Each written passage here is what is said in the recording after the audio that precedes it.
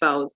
But from here, we can tell that the action status gives us alert, which shows that our log is successful. The log is successful. But I still need to insert another command here that will give us more analysis of what the pickup we are trying to analyze, the pickup file we're trying to analyze, so we can get the snort log itself. So the command that we insert here is ls. So yeah, this command, the ls, is the one that gives us the snort log itself that we want to analyze. So here is the snort log. Sorry, I want to.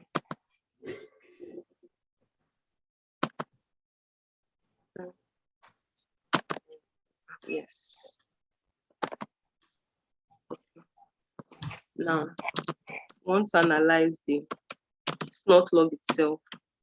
So I will install my mouse.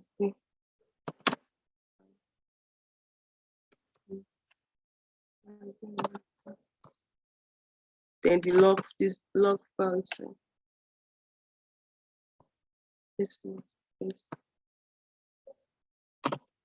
Yeah.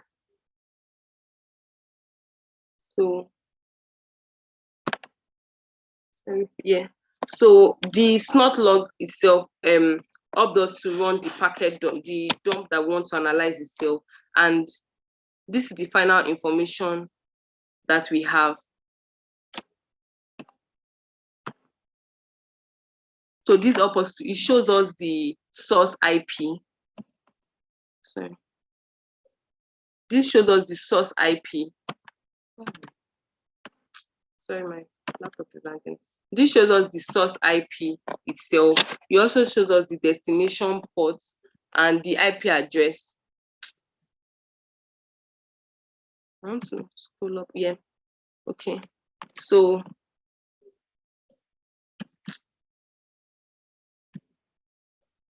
this shows us the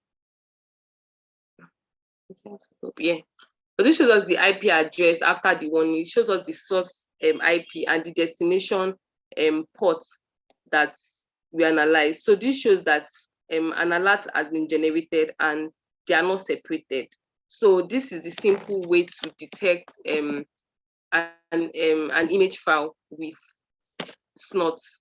The process followed from installing Kali Linux, installing the snort, installing the log file, the local file that wants to use an analysis, and the general command code that I have shown on the screen. So right up next is my team member and member of my peer learning group, Ms. Taiwo Olani from Nigeria, to present on how to detect torrents with snorts. Thank you. Thank you very much. I would like to share my screen, please. Okay.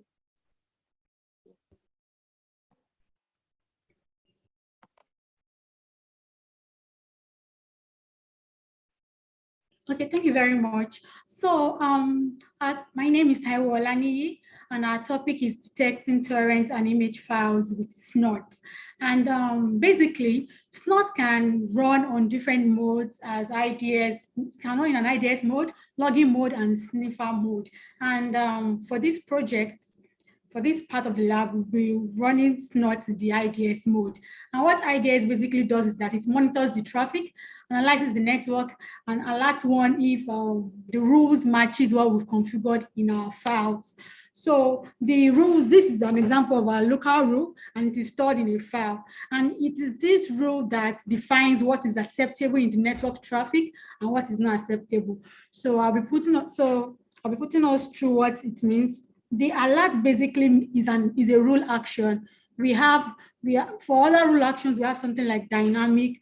So this is a rule action, and TCP is our protocol. The first any means a source IP, that's source IP address. The second any means a source port, while the bidirectional sign means from source to destination or from destination to source. Then we have the third any, which means the destination IP, and the fourth one, which means the destination port.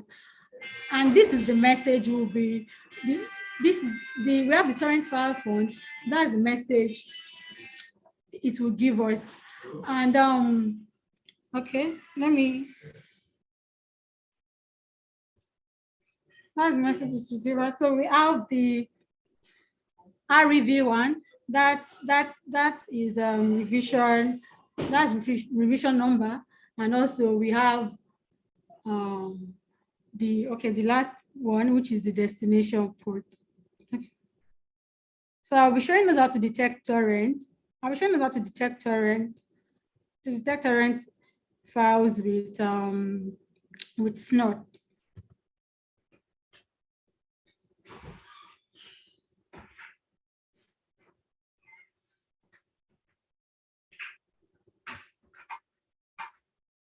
Okay, your time is up, Incognito 3. Your time is up.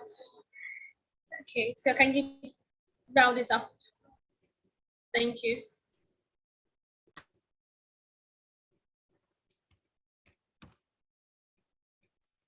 I wanted to say that it's Incognito 3 that just presented right now. I'm saying their time is up. I'm trying to have them stop. Incognito 3, I'm going to have to kick you off the stream. I see that Incognito 3 did.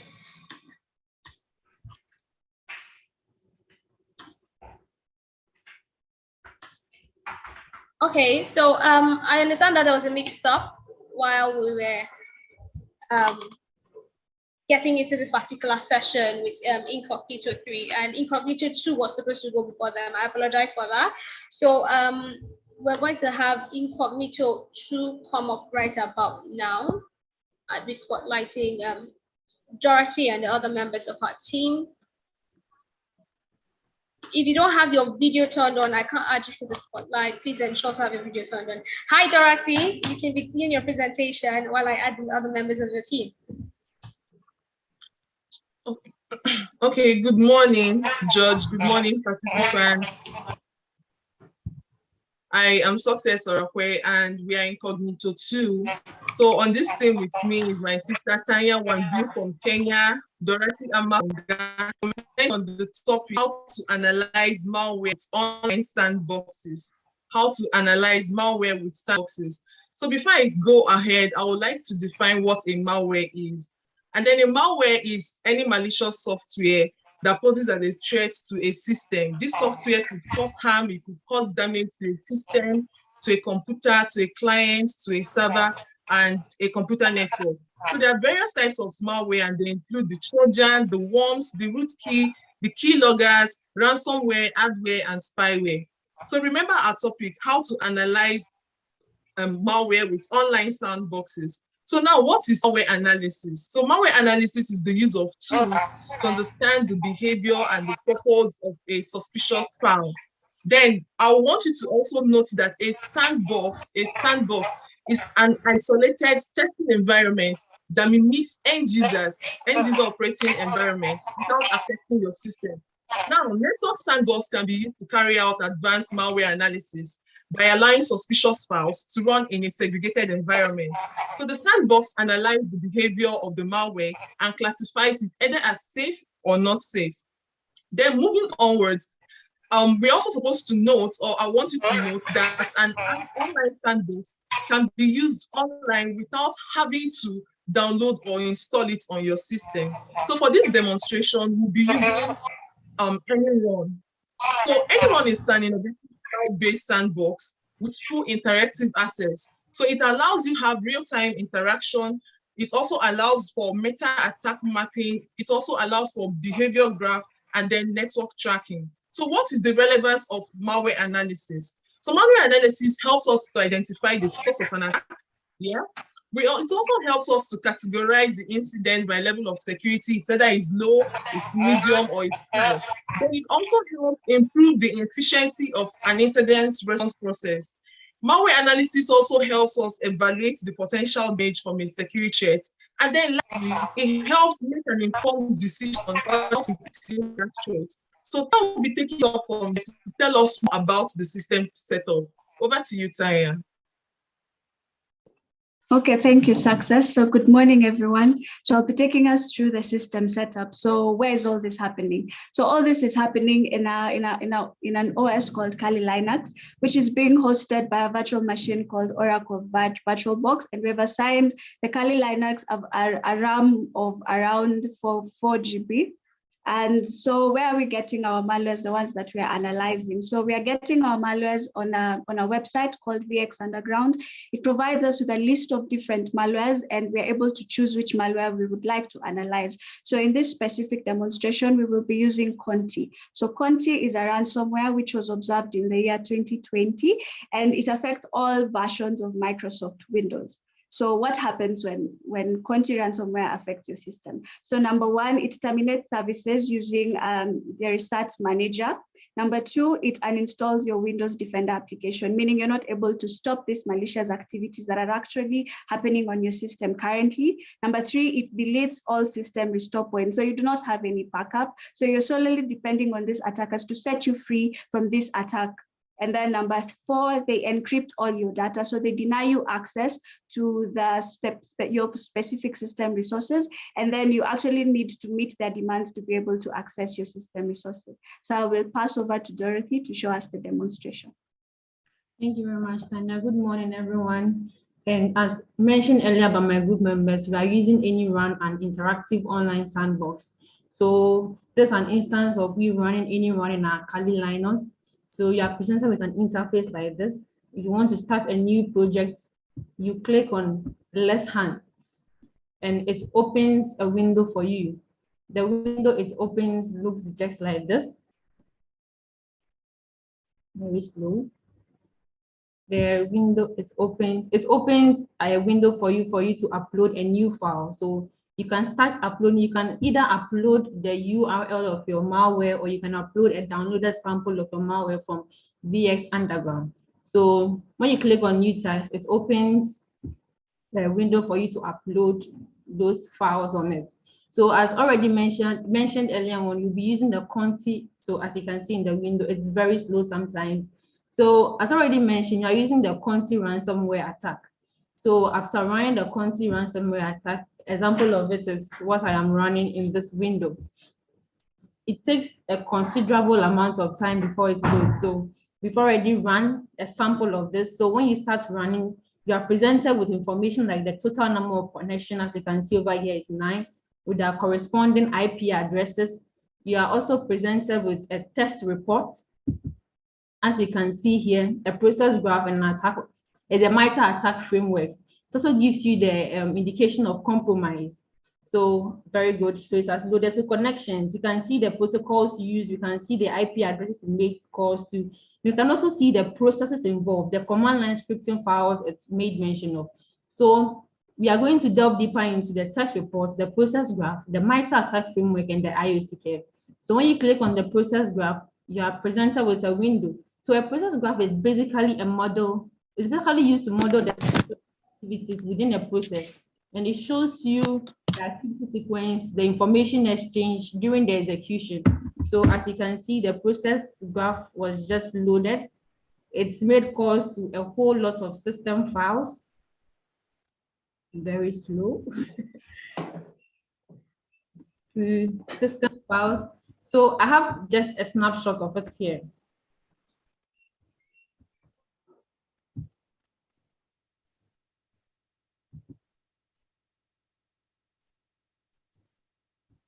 So with what we are seeing here is the process graph. So as already mentioned, the process graph tells you the sequence of information exchange during the execution of that malware. Then when we move to the MITRE attack framework, so this is the process graph. When you want to know the MITRE attack framework, you click on MITRE attack, and it presents you with a window that displays the MITRE attack. That one also takes a considerable amount of time. So I have a snapshot here to help us with it. Okay. So this was the MITRE attack framework from running the Conti ransomware in AnyRun sandbox, online sandbox. So you realize that the ransomware made use of the execution, the discovery, and the impact session. And we know it's a ransomware attack, so definitely it's going to encrypt your data so that you pay a ransom before you're able to get your system back. And as Tanya already mentioned, one characteristic or one feature about this malware is that it deletes your antivirus and even deletes your restore points. You're unable to go back to your previously saved restore point. And that is one impact of it. It inhibits system recovery. And you realize that before it can even launch this, it has to gather information about your system and make query registrations. And this is done at the discovery part of the MITRE ATT&CK framework. And during the process graph, we saw some command line scripting files that the ransomware was calling. And that is also done at the execution stage of the whole process. So basically, a MITRE ATT&CK framework is just a globally accessible knowledge used as a foundation for the deployment of specific model and methodologies. And it shows us the various parts of the matrix that were utilized by the attack. And moving to our next one, which is the IOC, as we can see here, the indication of compromise. Indication of compromise, as a general knowledge, is a forensic evidence that it's a forensic evidence that points to a specific threat in the network. So it tells you that, okay, your network has been infected with this kind of threat. It tells you whether your network has been compromised or not. And we know this SHA-256, SHA-1, and MD5 are all encryption algorithms.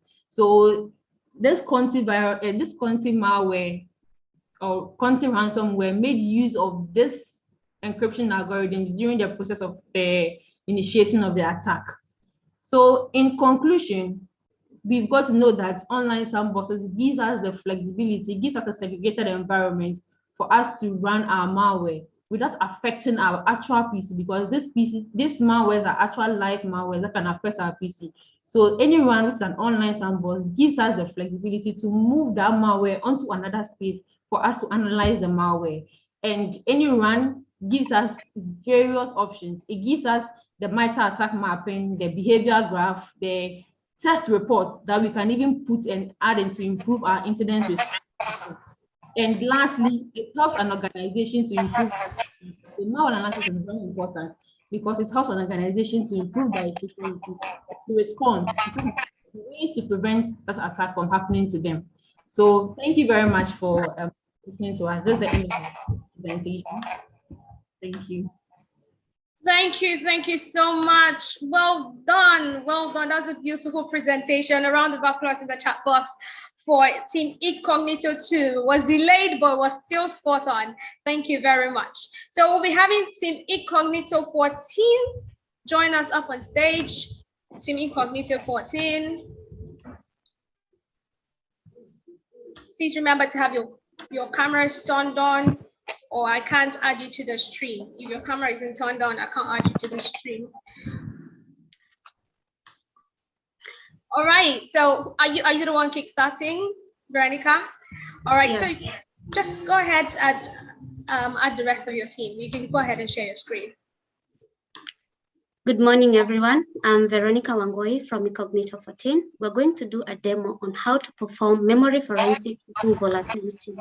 My teammates are I'm Lemuhan Masita. Mujukai Falodun. Oluwatomisin Adelola. Grace Silas.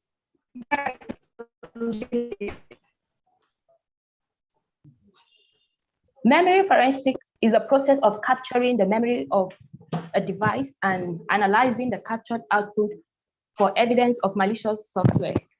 Unlike the hard disk forensics, where the file of the device is cloned and every file on the disk can be recovered and analyzed, memory forensics focuses on the actual programs that were running on the device when the memory dump was captured. The importance of memory forensics is that it provides a unique insight into runtime system activity, including open network connections and recently executed commands or processes. And we are going to be using volatility for the demo. Volatility is an open source memory forensics framework for incident response and malware analysis. To run memory forensics using volatility, we'll need to have some software installed that include volatility, Python, and FTK imager, which are going to use it to capture our memory. Lemohang will guide us on how to capture our memory using FTK. Thank you, Veronica. So this is how we'll be capturing our memory on using FTK imager. So you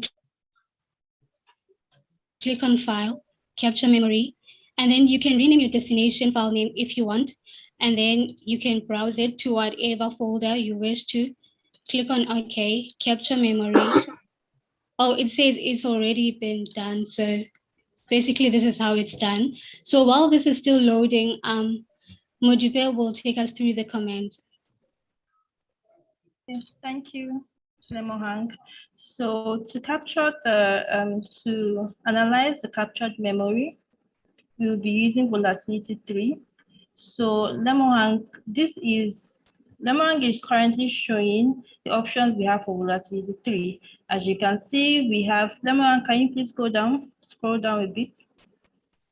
Yes, so these are the plugins we can use to analyze our memory. If you go down a bit, you see some plugins for Windows, which is what we're going to be using since this is a Windows operating system.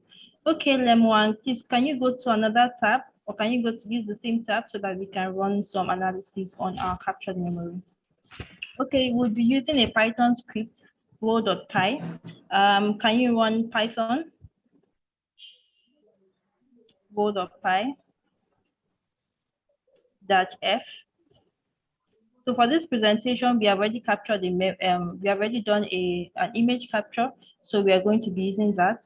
Then windows.ps list. This would list all the processes that were running on the operating system, on the memory as at the time of this capture. Okay, this would take some time. So please, can you show us the already run results? Yes. So this we had run before, so as to save time. So as you can see the process ID. Please, can you go to, okay, yes. You can see the process ID. Please, can you highlight it for them? The process ID, the parent process ID, and the image file name, which shows the process that was running at that particular time. You can see the threads, which shows the number of threads it was using to run, and even the time. These are things that we can see from the PS list. We can also run another analysis using the windows.net scan. Lemohang, please, can you run a windows.net scan? Okay, Python, go.py -f, the path to your memory, yes, and then windows.net scan. So this will show us all the processes, all the connections that were running as at the time of this memory capture.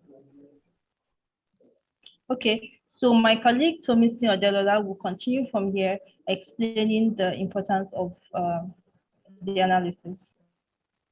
All right. Thank you, Modupe. Good afternoon, everyone. Building on what Modupe has demonstrated, I'd like to have that one great tip of analyzing memory forensics with volatility is to look out for the processes with legitimate names. So normally, Windows names are usually named with service hosts. And so you want to look at how the processes are run, their parent processes, and then the run locations. It requires you to look through the processes and see if there's any anomaly. If there's any process running in an unexpected location, you might want to look through the net scan. Lemohang, please, can you show us the part of the net scan that Modupe had done earlier? Yeah, that's the net scan.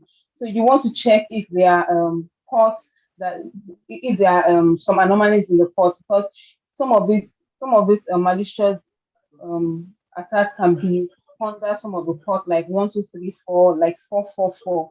So it's very important to look through all of that. And then this test helps us to understand or analyze critical data pertaining to attacks that can be in the network connections, it would be in the credentials, and all of these internet files are not usually catchable. So the analysis helps us to look through and know what malicious specimen could be hidden and to analyze them. I'll be handing over to my team member Grace to conclude.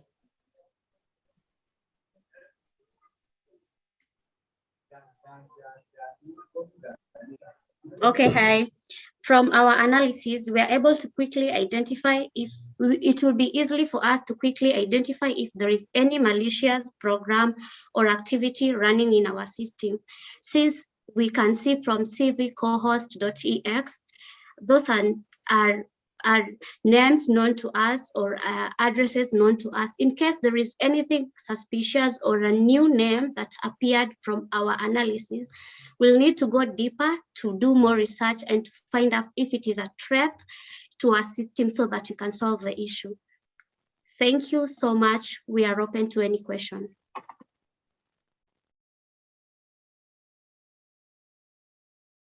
Wow, that was really spot on time. Well done, well done. A round of applause for Team Incognito 14. They were right on time. I haven't had the team finish this quickly. Well done, well done. So we're going to be having Box Questions 4 come up next. Box Questions 4 come up next. I'll just be adding them really quickly now to the stream. We'll be having Donna, Esther, and Mary joining us. Yes, I understand that things are getting heated, you know, everybody's just getting tense, and I want us to remember to calm down. Okay, just relax. It's still part of the learning experience. Just remember to calm down. And yes, many of you are doing a great job already. Hi, Donna, how are you doing? Hi. All right, I'll be adding the rest of your colleagues. Are you the one starting presentation? No, Esther is starting. Esther is starting. All right, Esther will be joining you soon. All right. Okay. So, well done, team. Good morning. You can begin your presentation. Time starts now. Okay. But I can't share my screen. What did you say, Esther? What did you say, Donna? It says you cannot start screen sharing while other participants is sharing. Okay, so I think that's from Incognito 14. Please stop sharing your screen.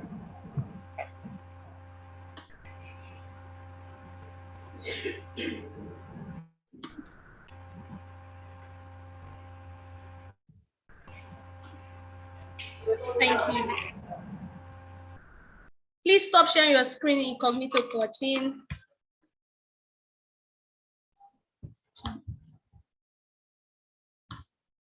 All right, Donna, go ahead and share.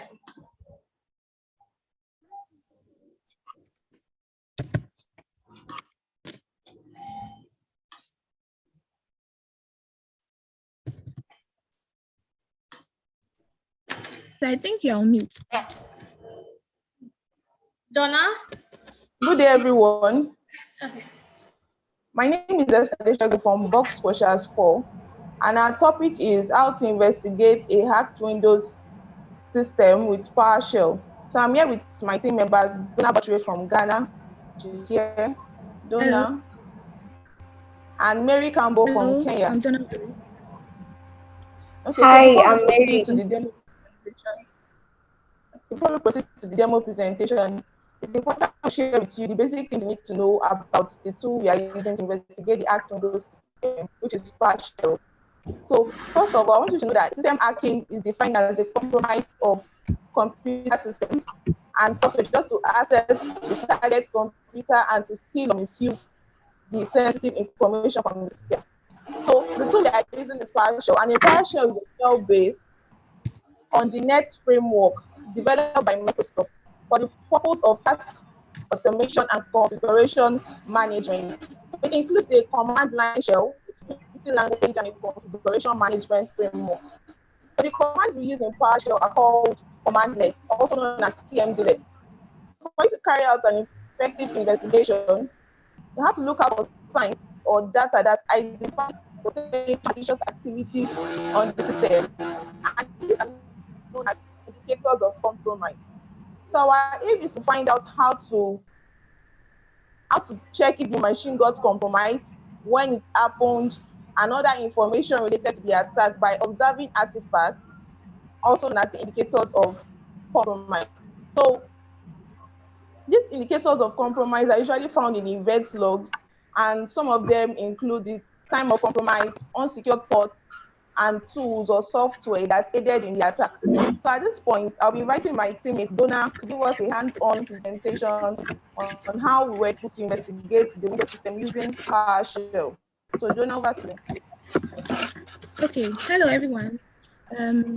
Just as I said, I'll be showing you how to use PowerShell to investigate a hacked Windows system.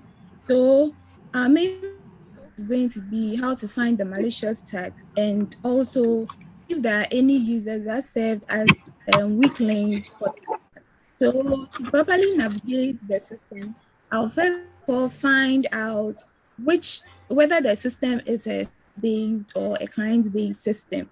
And to save time, I have pre-installed the commandlet that will be used.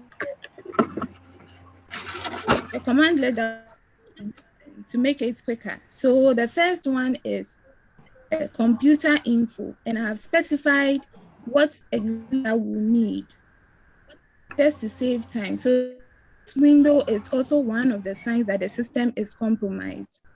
So our result shows that this system has the product name Windows Server 2016 and installation type server. So this shows that this system server-based system.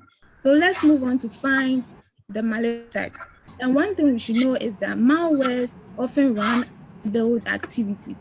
So the best place we can investigate tag scheduler. And we'll use this command, the get schedule tags. It's going to list all the tags that are active and inactive on our system. So as you can see, we have the tax bar, the tax name, and the state.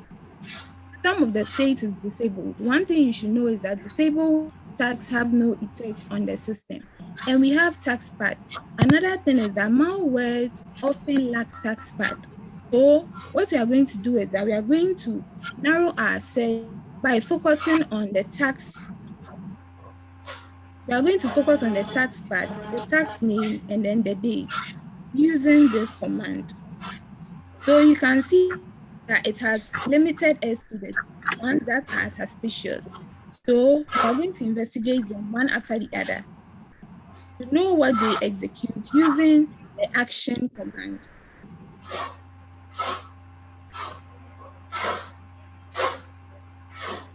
So we have in-depth of each task. So we take them one after the other. The first one is check login. The check login, we have argument and execute. Execute simply means what it's executing. Then the working directory simply means that it has no tax path, like the path of the tax.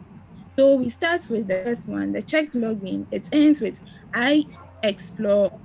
This is actually an extension for Microsoft browser executable. So we can conclude that this tax is a Microsoft browser instance, so it's not malicious. We move to the next one, which is a clean file system.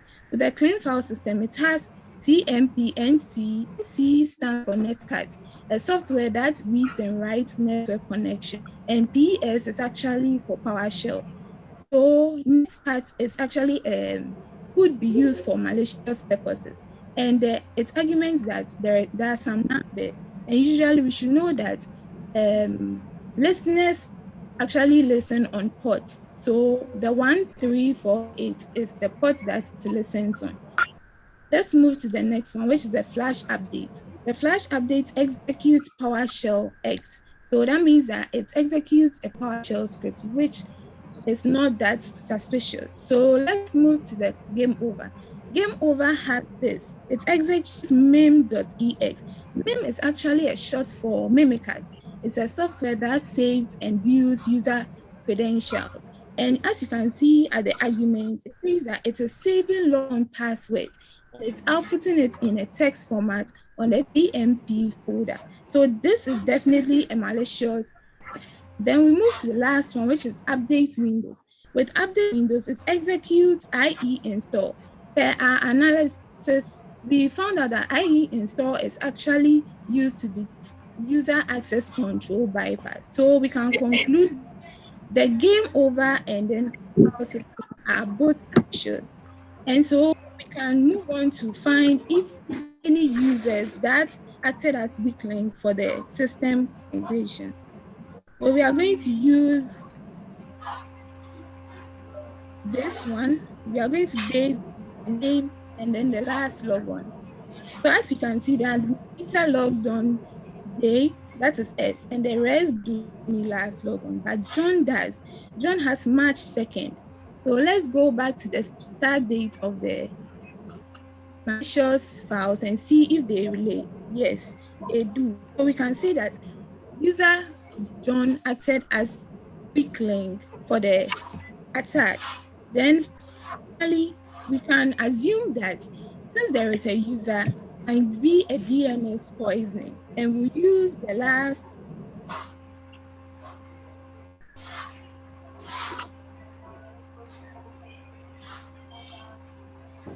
to view the host file, which is found on the disk. So as we can analyze, you see that the last two IP address sends traffic to the middleman server. So it's NS poisoning is actually it happens when the user is given fake website addresses. He doesn't know, so it just redirects the user to fake websites. Then it gets to the attacker.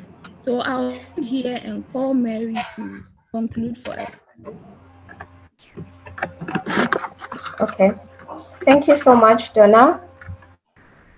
So in summary, we know that our attacker utilized a clean file system to listen for the network connections and game over to launch meme cards. We can deduce that our attacker discovered an unsecured port, which is port 1348, and the attacker used the user credentials to gain access to the system. In this case, John appears to be involved because his last login details coincide with the malware's inception date. So moving forward, the solution for such attack scenario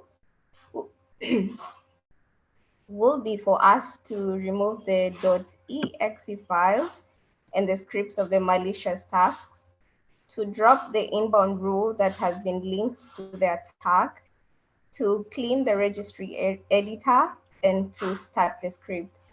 So this marks the end of our presentation as Bug Squashers 4 on how to investigate a hacked Windows system with PowerShell. I hope that you learned something new today and enjoyed our presentation. Thank you. Okay, thank you. Thank you. A round of applause in the chat box for Bug Squashers 4. You did a wonderful job. Well done. Well done. All right, so we're behind time and we'll have just one more team present before we go back to the main room. And that will be Ping Intelligence 4. I understand that Bug Squashers 6 is supposed to present before that. So we're going to start off with Bug Squashers 6 once we come back. So thank you, everyone. Let's just continue first with Ping Intelligence 4. Hi, Modupe. How are you doing? All right, I'm fine. Thank you so much. Yes, the rest of your team will be joining you now. You can kickstart your presentation. Hi, everyone. My name is Modupe Oladero. I'm representing Ping Intelligence 4, and we'll be investigating Microsoft Office macro malware with Splunk. Now I'll have the rest of my teammates introduce themselves.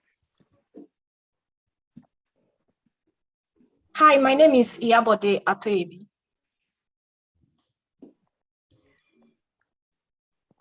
My name is Nanaya.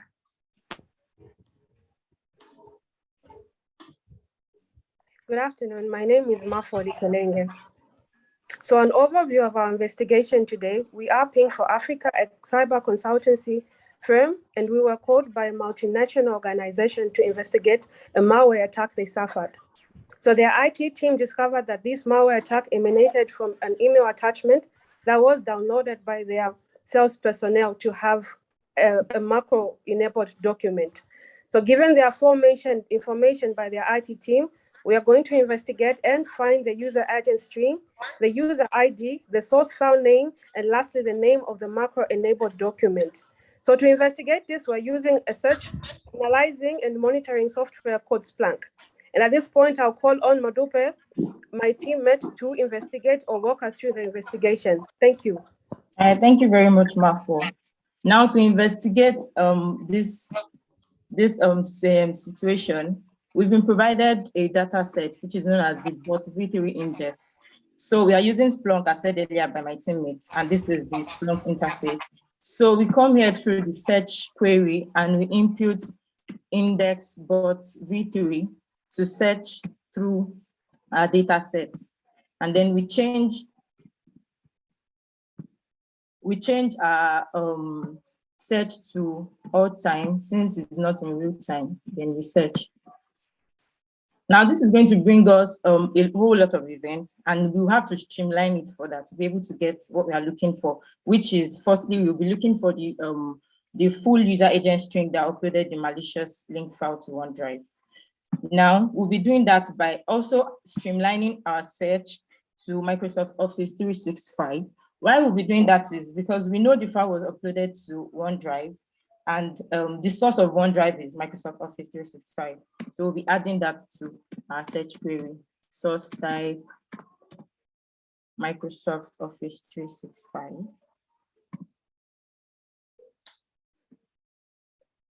MS 365.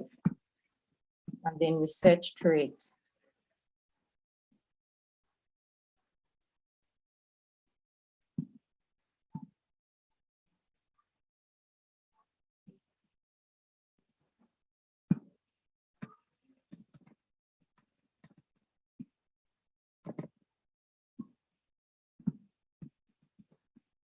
Now, the next thing we want to do is we'll search through our workload. Typically, workload in Splunk specify types of software. Since we know we are looking for OneDrive, so we'll go through our workload to find OneDrive. There we have it. Then we click on the value OneDrive that we have here. Now we know the file we are also looking for, the file carrying the malware is a link file. So we have to add LNK. All link files have an extension of LNK. So we'll be adding LNK to our search query.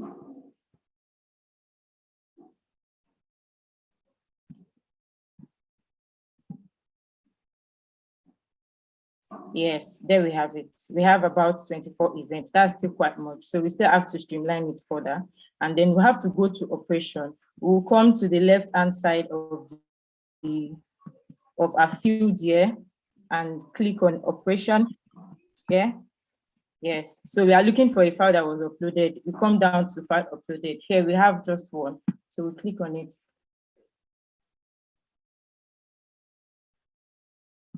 Yes, now we have we have just one event. So good, we can go ahead and then look for our user agents that uploaded the file. User agent, we'll go through the same field to find that. This field by the left-hand side here, user agent. And here we have it. This is our user agent. Okay, now we can see that the user agent is on the Linux variant here. And the browser is also Nainara browser from the 3.5 version. So I'll be handing over to Nana to go on with our investigation.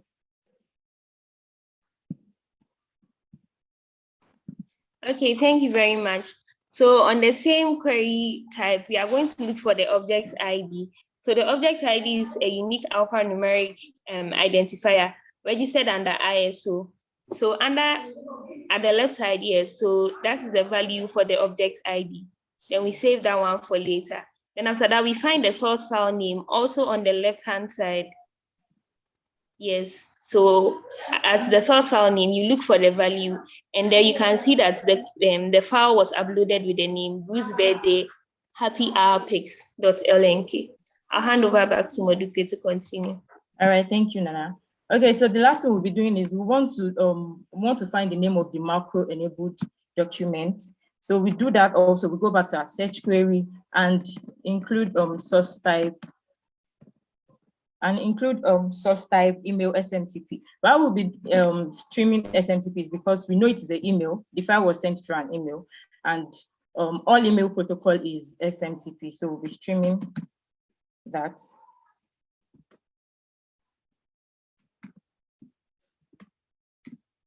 Yes, here we go. So we stream that to find our event. So now we have about 50 events.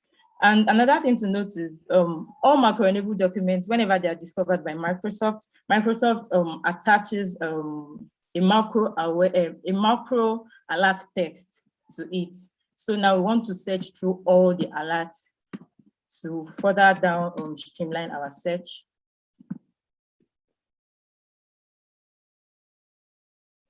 Yes, now we have 3 events. So we can now go to attach file name by the left-hand side of our fields.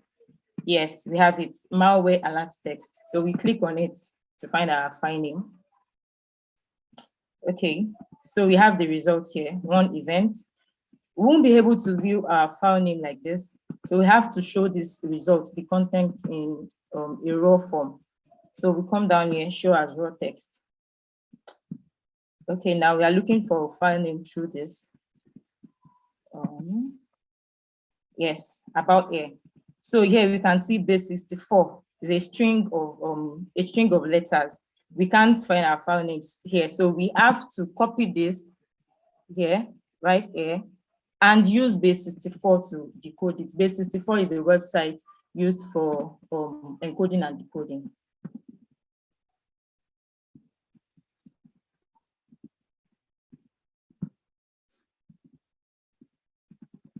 So we'll go to base 64 and paste it here. Then we decode.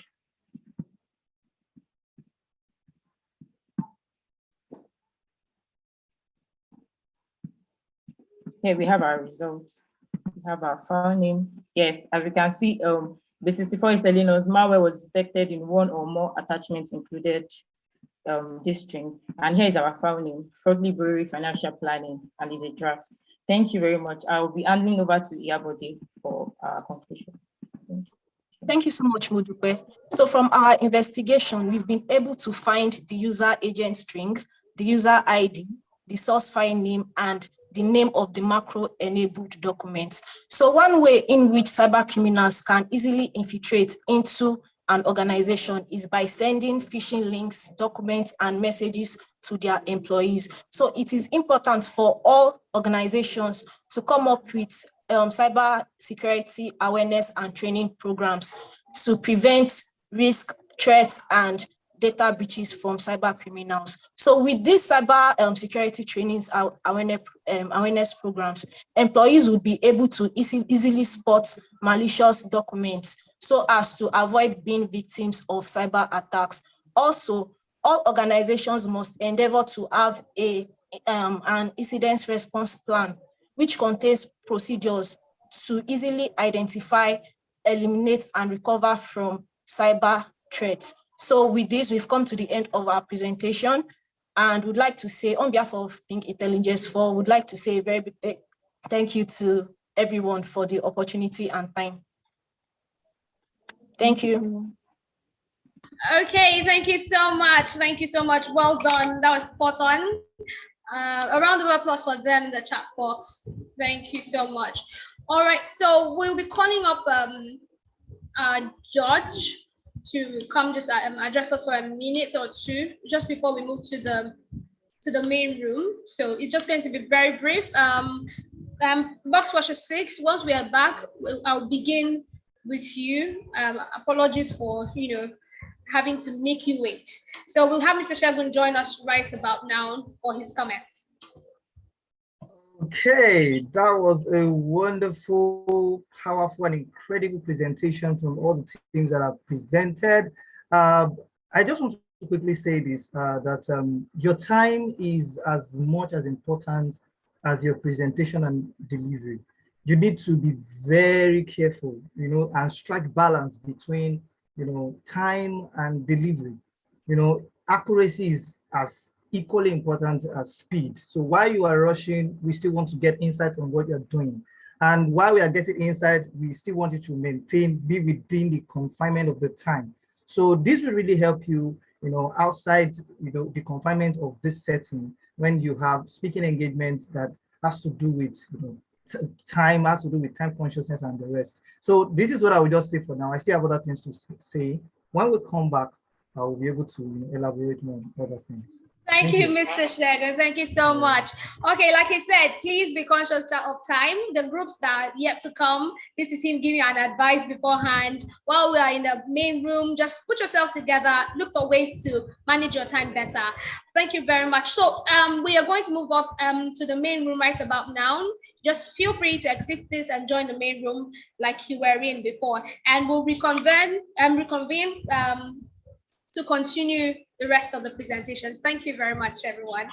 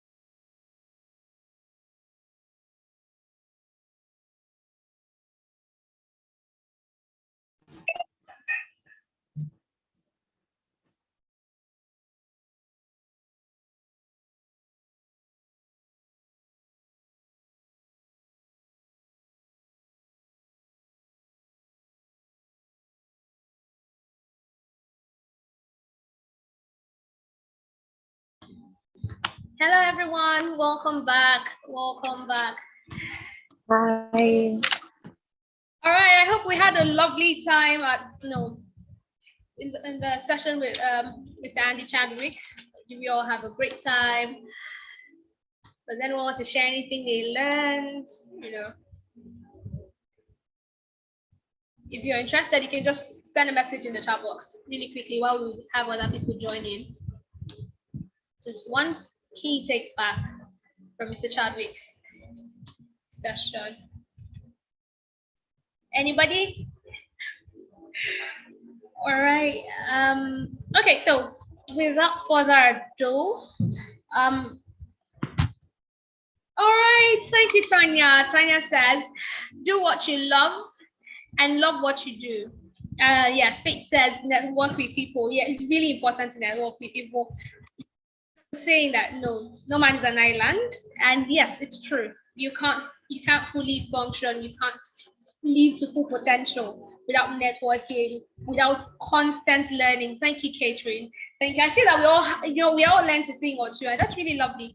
So we're going to head back into our presentations again for bug squashes. We're going to start with bug squashes 6.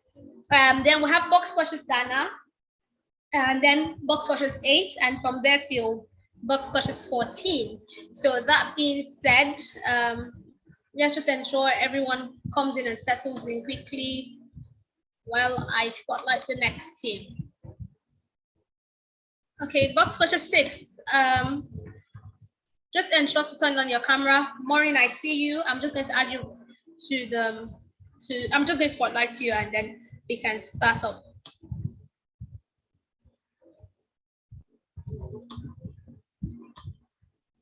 Hi, Maureen, how are you doing? Hi, everyone. All right. Hi, I'm adding the rest of your team. Hi, Charity. Hello. How are you doing? Okay, and we have Faith. Hi, good afternoon. Hi, Faith. How are you doing? And Faith, I'll need your camera turned on. That's the only way I can. It's turned on. It's turned on.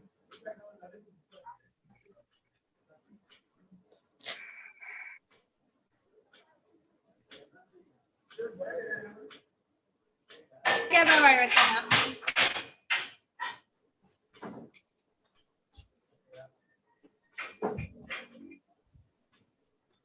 Okay, so you guys, you begin your presentation. Thank you.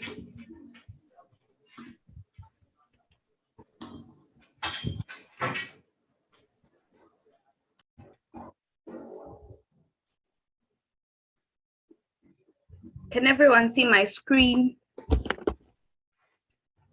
Yes, we're seeing your screen. Hello, everyone. I'm Ritiana Piri from Bug Squasher 6, and our presentation is of how to detect Log4j vulnerability with using Snort. And my team members are Charity, Faith Ideas, and Maureen Wanjiru. Okay. So what is Log4j? Log4j is a popular logging library that is used to log various data within a Java software or application. Because logging is a fundamental feature of software, the Log4j is widely used, making the Log4j vulnerability very severe. Thank you, Ritiana. So now we want to look on how to exploit the Log4j. Now, the Log4Shell, the exploitation on Log4j works by abusing a feature abusing a feature in Log4j that allow users to specify custom code for formatting a log message. So this vulnerability in Log4j allow unauthenticated remote code execution, whereby attackers can take advantage of it by just inserting a code. When an attacker finds this vulnerability, they scan it and they ingest this code into the applications. So but how do they do that? They do it Box questions. Sorry, there was a clear cut instruction on the group chat that you do not use slides. Did you see that? It was on your Slack channel, and it was communicated not to use slides. Retainer, please, can you take down the slides? Thank you. So let me continue on how we can exploit it, the attackers. I'm not really the attacker, but how we can exploit it. So is with two ways. Like there's what we call LDAP. This LDAP is like a lightweight directory access protocol, is like a software. So this LDAP stores users' information and bring it up for authentication anytime the users logs in.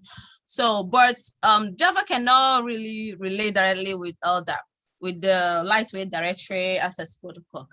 It really needs the help of API. That API is like an application program interface.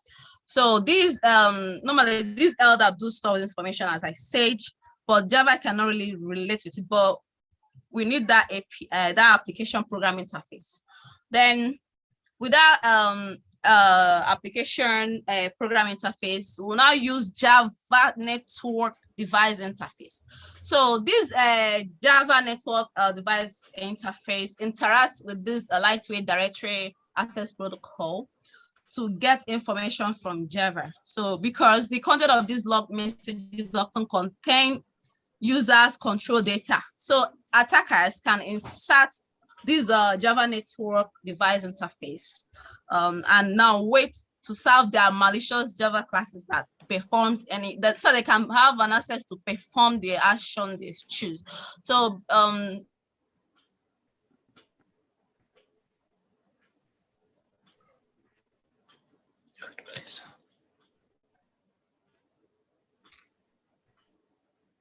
maybe. Okay, let me continue.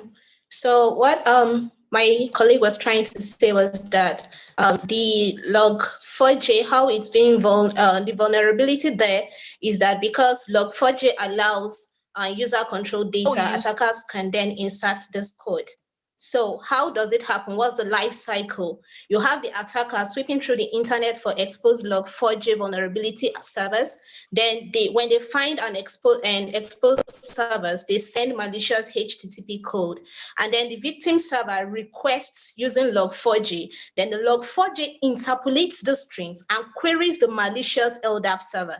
LDAP server then responds with a malicious Java class, and then the victim server downloads it, and then we have different kinds of attack. Boom, there is an attack. You have the ransomware, you have APTs and different types of attack that they can, exploitation that can go on using Log4j. So how do we mitigate?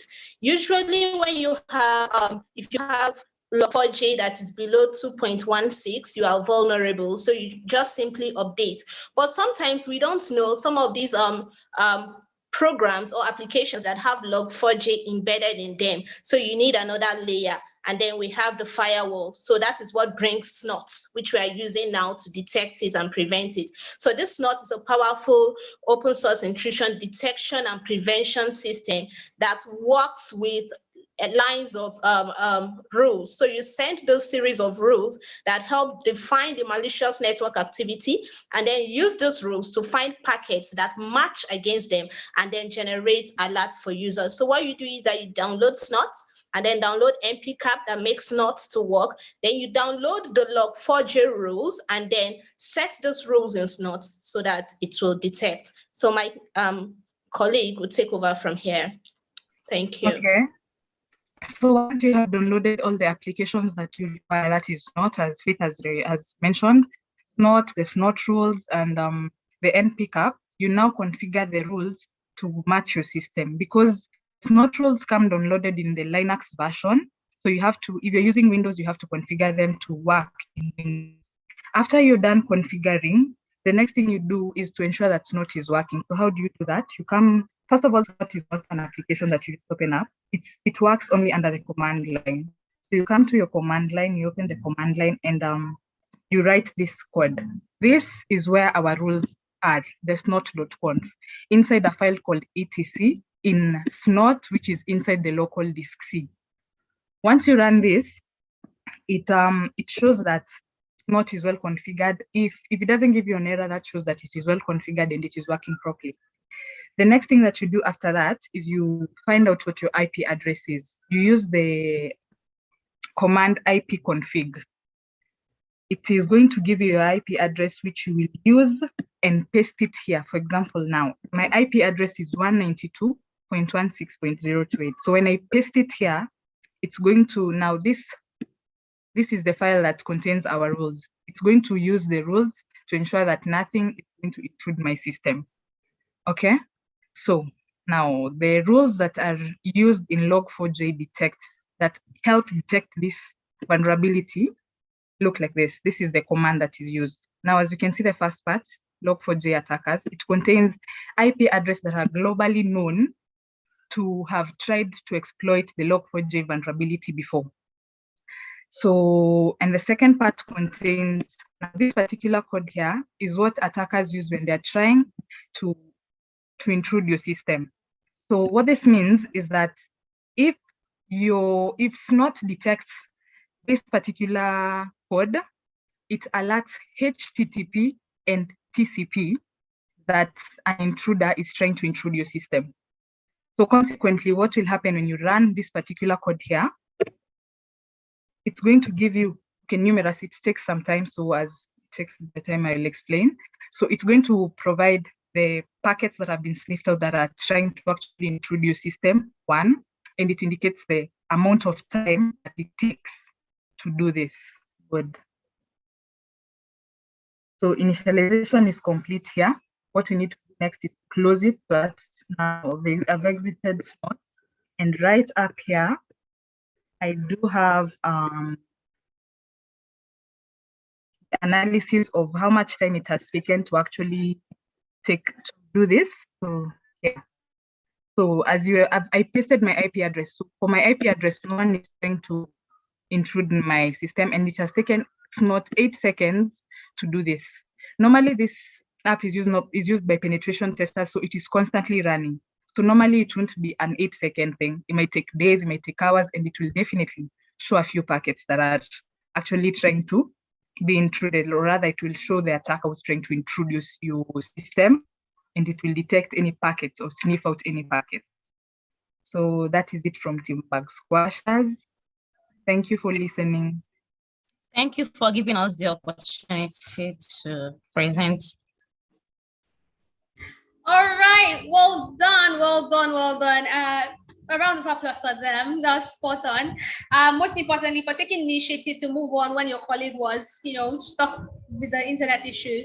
That's really smart. Well done. So we're going to have the next team come up really quickly. We're going to have Team Bug Squashers Ghana. So I'm just going to add it really quickly to the spotlight.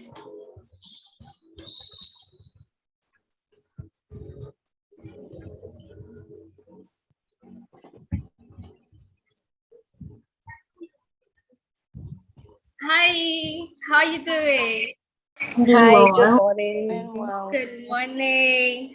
All right, I noticed not everyone in the team is here, but who's kickstarting the presentation? Yeah, Sherifa. All right, so okay, Sherifa, I can't seem to find you. I do not know why. Are you named a different way? Hey, we did great, so. Who is that? Can you mute yourself, please? Person who did great. Thank you for doing great. All right, so I can't seem to find you, Sherifa. What's happening? Okay, so can she start speaking wherever? Yeah, she can. If she can start speaking, that'll make things easier. Jennifer, if you can hear, you can please start. Jennifer, if you can hear us, can start speaking, please. I don't think she's in this meeting. Jennifer is here. Okay. So my name is Nusinyo, and my other team members are Jennifer. I'm Uncle Jennifer. Yes, and I'm Awojan. Okay. So since she's not here, so I'll just pick up. So our topic was using red lines to perform memory analysis and to scan for IOCs on an endpoint. So one will ask that, what is red line? So that is the screen we are seeing now. So at a point, I'll take us through what the red line actually does. And then one will also ask, what is memory analysis? So memory analysis is actually when we take like a dump from an end user's device. And then we try to see the processes that were running at the time the dump was taken. And then we also scan for IOCs. So IOCs are indicators of compromise. So indicators of compromise are certain tracks, or like someone will say like breadcrumbs that an attacker has left behind, that we will just use to see if they are planning to go about on an attack. Yes, so I will just take us to how the red line is used. So we have our dump already. So I'll just take us through how we analyze. We won't go through the whole analyzation process because it takes a lot of time to pass. So we will just, so this is the red line by FireEye Incorporated. So then we'll just go to, we have a saved memory file already. So we'll just go to our saved memory file. Yes, so we have that in a folder already.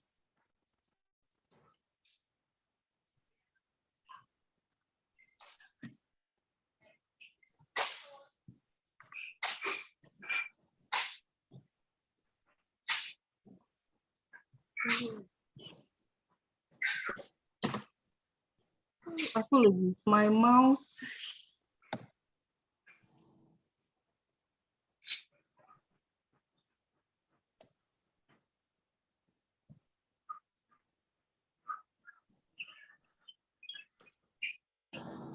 So we have our file saved in our folder saved in the document. So we just pick that up.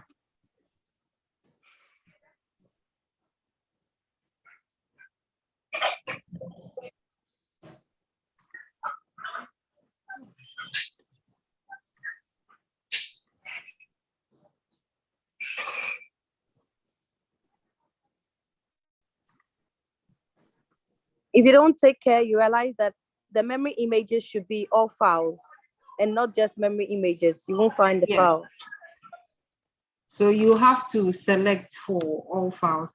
So please, Jennifer, you can be walking us through what they will have to find at the end, as this is taking a lot of time, so we don't run out of time. Okay, so as an end result of all these processes, you find out that the process that were previously in the memory, when the memory was acquired, would come as handles, would come as memory sections, will come as strings, and will come as ports. So once this analysis is done, you find out a whole lot of handles that were involved in the memory, and you can easily identify and investigate these handles, the strings, as well as the ports. Usually, normally, malware is injected into someone's system or a client system, and it comes through the contacts, it comes into contact with the command and control server. That is why it is important for someone to be able to analyze their memory, to know which ports have been compromised. Hence, analyzing the network connections is very beneficial. So this enables everyone to know, oh, through this port, a black hacker has been able to get access to what my documents are, as well as the ports memory analysis can also provide you with PID numbers, the port that was used during the whole transaction, as well as the IP address that was used during the process of the hacker coming into contact with your documents. At the end, also in the result,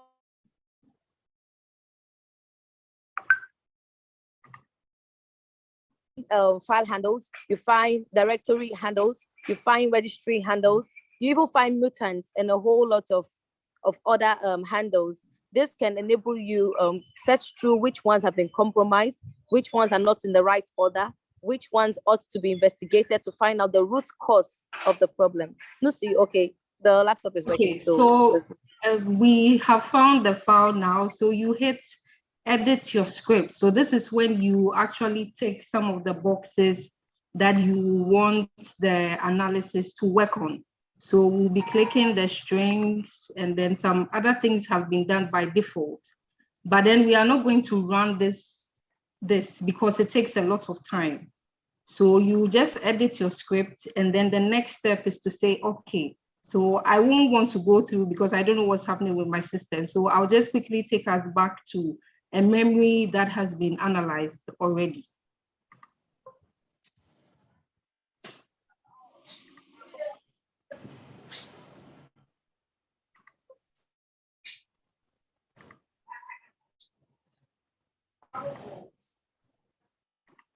So we go back and then we open some saved analysis.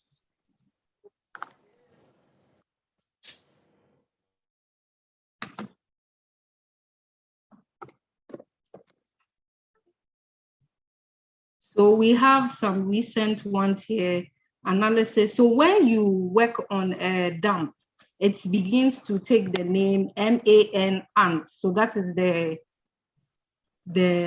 that becomes the end of the document. That is how it's named.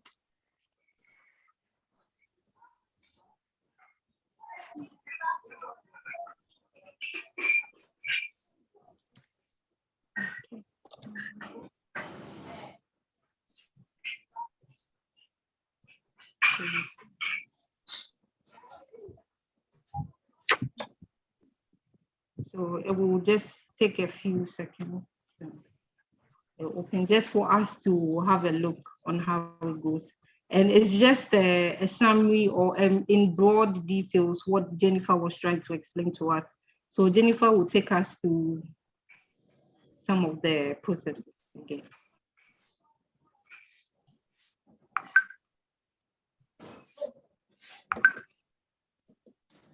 Awo can also give us a preview of what we are supposed to expect when the analysis section initiates.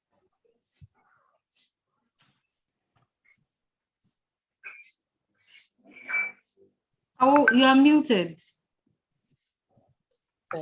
The processes are usually initiated by the user, and they have artifacts, which are components of the memory file or sample that can be analyzed.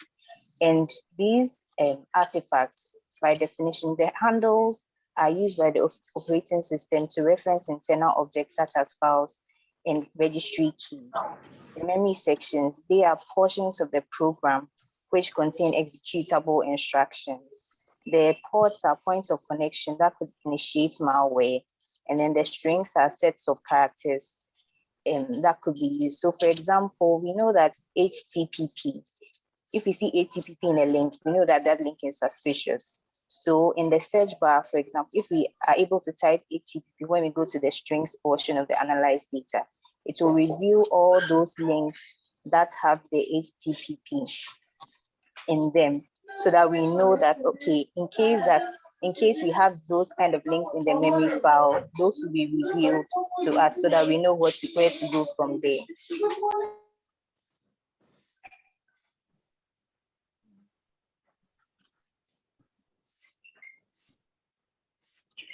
So in conclusion, the red line can provide to us all compromised memories as well as all indicator of compromise that is at the end user side.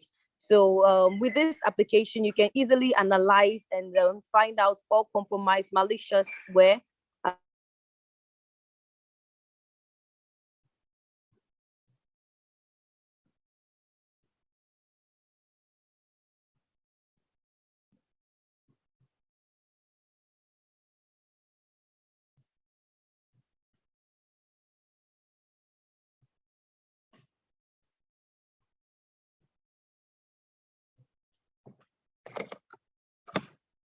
as well as every other thing that is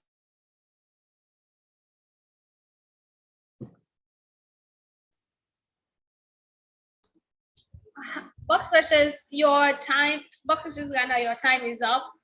And I see you have a bit of network issues going on there. So thank you very much. You did wonderful. I just have to, do you want to take Lucinho, do you want to close it out or that'll be all? Yeah, she said it. She said it. Okay, that's fine then. Thank you very much. A round of applause for them in the chat box. Thank you so much. Well done to you and your team. Okay, right about now we'll be having Bug Squashers 8. Please, a round of applause for them as they come up. We'll be having Judith. Hi Judith, how are you doing? I'm doing fine. How are you doing? I'm very well, thank you. And we'll be having Gladys. Hi. How are you doing, Gladys? I'm fine, Right. thank you. Okay, so who'll be starting the presentation for your team? Gladys. Okay, Gladys. Okay, while I add the rest of your teammates, you can proceed. Thank you. Okay. Hello, good day. Good day, moderator. Good day, church, and good day, my fellow sisters. My name is Gladys Anim. I'm from Nigeria, and I am from Bug Squashers 8. We'll be investigating a USB attack using Splunk. So we are junior analysts that have been called upon to investigate an attack on the top management staff. A machine contains critical company information, and we believe that this attack was carried out through a USB device. At the end of this investigation, we hope to find the encrypted file and how the malware got into our system. So at this junction, I would love to hand over to the rest of my team who would introduce themselves and carry you through the process of the investigation. Thank you. Hello, everyone. My name is Judith Mbita, and I'm from Zambia, and I'm part of the Bug Squasher Team 8. Hello, everyone. My name is Luchide Mamaranchi. I'm from Nigeria, and I'm part of the Squasher team. Hello, everyone. I'm Jacqueline Mbuthia from Kenya, and I'm part of BS8. So today we're tasked with analyzing the logs of Mallory, who is our victim, and we're going to be using Splunk as our tool of choice because Splunk is very instrumental in analyzing machine-generated data. And the beauty of Splunk is it allows you to use key terms to help fine-tune your searches. So if in any case of an investigation, if it's convenient or maybe possible, it's good to have a 5-minute sit down with your client for you to know maybe the 5 last activities they did for it to help build a baseline for you. A file they opened, a drive they loaded, a movie they watched, a site they visited, all that helps you form a baseline for investigation. In this case, when we talk to Mallory, we get to know that she used a USB drive and was working on a company PowerPoint presentation file. And at some point she got to watch a movie. So we'll try and see if all that comes up in our logs. And the first thing we're going to do is, our dataset is called bots vs2. We get to use this dataset to be able to come up with all our answers. So we know our client's name is called Mallory, so she's gonna be our first. It's gonna be our first key term for us to use. And when we run our first query, we get to see that there are so many 11,000 events that have come up. So the thing with Splunk is you have to be very keen with what you're doing because syntax is key here, and ensuring that you have the right search terms can help you get conclusive results. So when we check our setup user, we have different users: admin, Mallory, system admin, and you know our user is called Mallory. So definitely this is gonna be the user we're looking for. And we get to know that her device is called the Mallory AR13. This is what we're gonna be using first to kind of like guide our searches. So Splunk also allows you to add search terms from your results that you think will be relevant for your future searches. And you can go doing away with what you don't need at the moment. So like in this case, we don't need her name anymore because we've already seen her device is called the Mallory AR13. And again, we're looking for a file that she was working on, which we know was a PowerPoint presentation.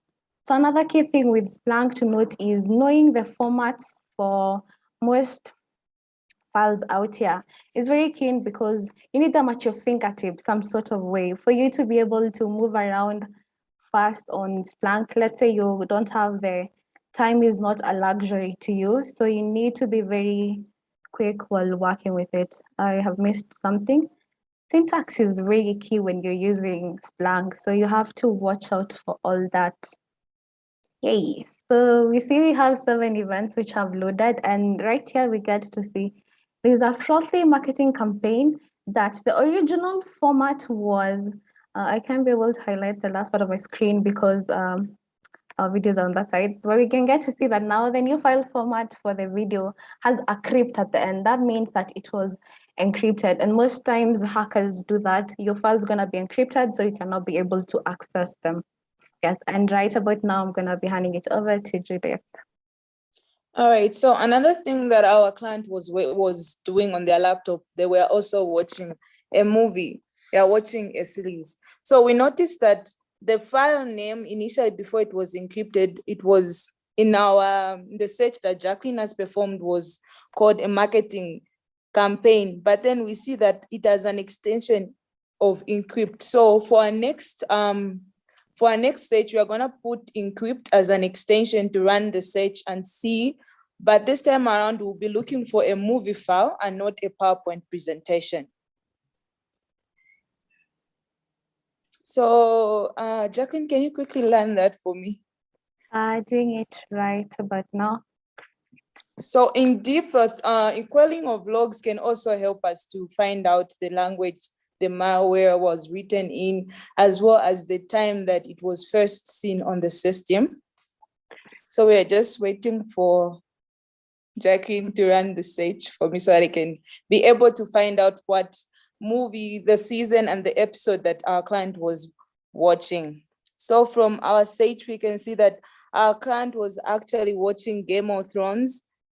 Should be season 7. It should be episode 7, season 2 that she was watching. So from our search, we have been able to find out the movie name as well as the episode and the season that she was watching using Splunk. So why is this investigation important? Because you find that such attacks are mostly done as a result to try and get sensitive information about a company.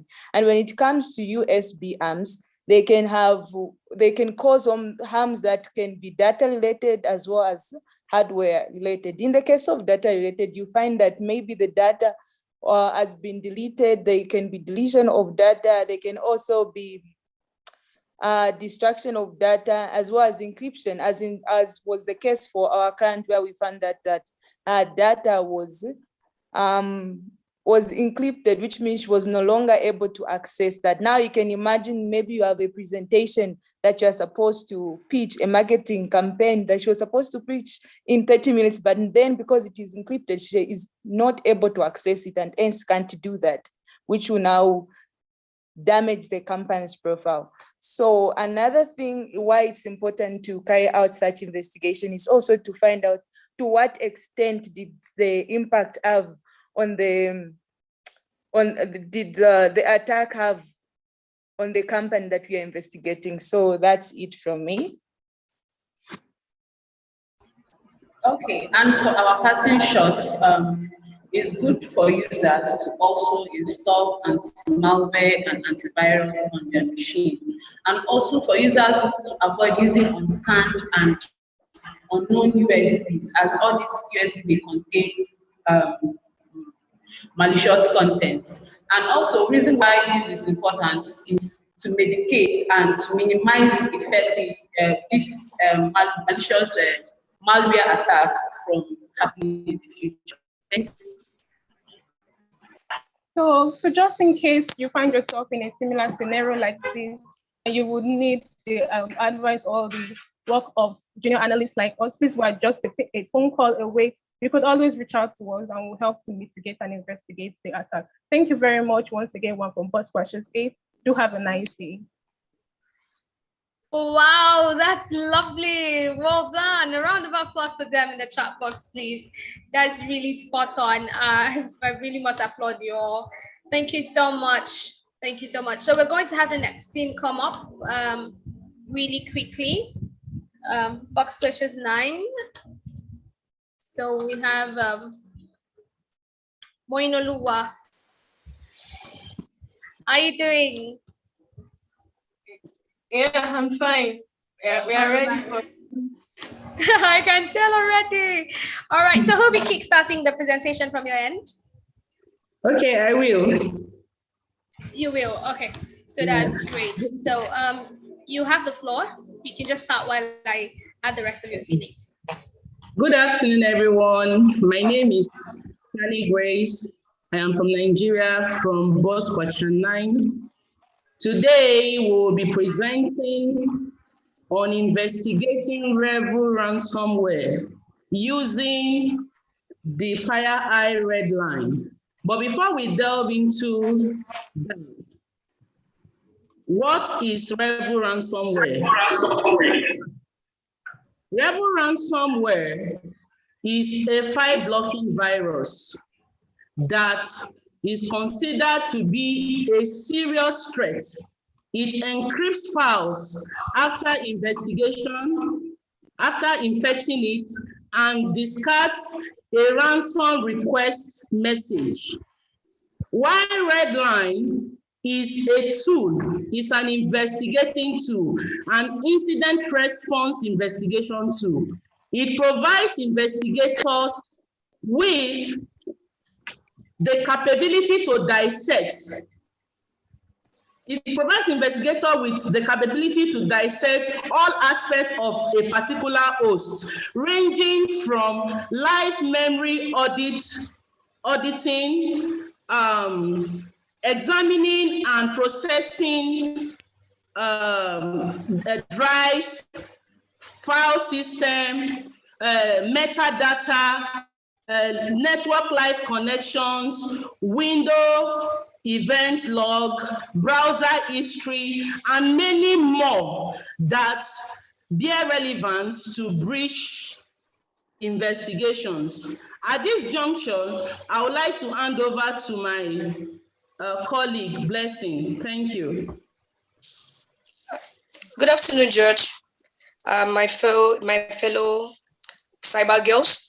Okay, for this investigation to be done successfully, we'll be resuming the position of an incident responder. These are sets of people that provide protection for organizational network and system. Now there is an intrusion which is known as what? Malware, called ransomware in an organizational system. We've been called upon to come up with means to mitigate this problem. So that means we are here to analyze, collect the data, and provide solution. And then also including other cyber teams in order to provide solution for future attack. So I will hereby hand over to my sisters, Cynthia and Moyi, to carry out with the practical illustration of it. Thank you.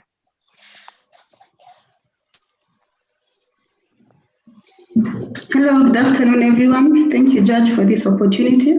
So I'm going to present on using rival investigating rival ransomware using Redline FireEye. So for us to do this, in this instance, we are given a memory dump, which we are supposed to analyze, and the memory dump has been acquired from an infected machine, or rather a laptop. So what's going to happen is that you are going to take the memory dump and use the Redline FireEye to analyze the same. So I hope you can all see my screen. And yeah, we already have a file here that you are going to use for analysis. And I'm going to open this file. We've already run it. So what I'm going to do is I'm going to open the analysis session that had been conducted. Because what normally happens when you open Redline FireEye, there are 3 types of data investigation that you can do. So we are going to use the standard collector, and having carried out the collection, we are going to analyze the data that had been collected from there. So we go through the analysis session, which was prepared way earlier. And yeah, let's wait for it to open meanwhile.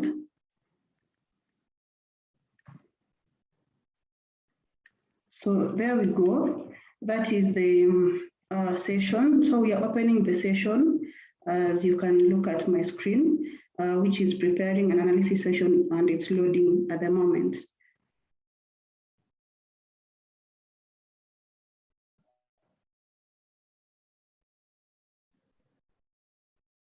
This might take a while, so kindly be patient with me, or rather the machine.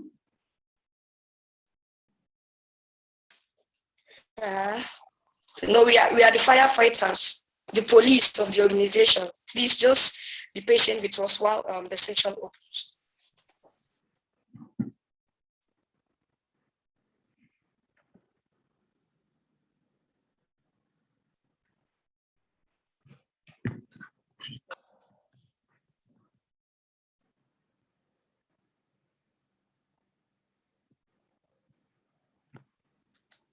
Please be patient, please. It takes a little while for this to come up. While the analysis is loading, let me mention this. We've been called upon to deal with a particular ransomware called Ransomware. So the data we are using, the dump data that we're using, is already infected with this particular ransomware. So we've been called upon. So we already have the data on ground that's been infected. That's what we are using for this demo that we're using for this analysis. So as soon as this particular process, I think is the machine, as soon as it's done, it will take us to the page where the analysis can be done. So it's progressing now. So hopefully, yes. So now we are going to start our investigation, and there are several types of investigation. One, we have reviewing the triage collection from HX, investigating a host base on an external investigative lead, and that's what we are going to do. I will not proceed and read the rest of the types of investigation because our research or our presentation majorly focuses on this one. So I'll click on investigate. And while at that, it will take us to this is the analysis data, and we have the timeline configuration. So because remember that this is a memory dump that was acquired from an infected computer, and we are going to majorly look at the download section where our malware is actually is. Then I'll proceed and yeah, so with that, I hope we are all able to see that we have two links here. One is the HTTP 192.168.75 and all that, documents WinRAR 2021. And the second one is the HTTPS, which means that this is a secured one. So our focus, or rather our presentation, will major on the insecure one, because I'm sure this is the one that caused the system to be infected. So I'm going to open the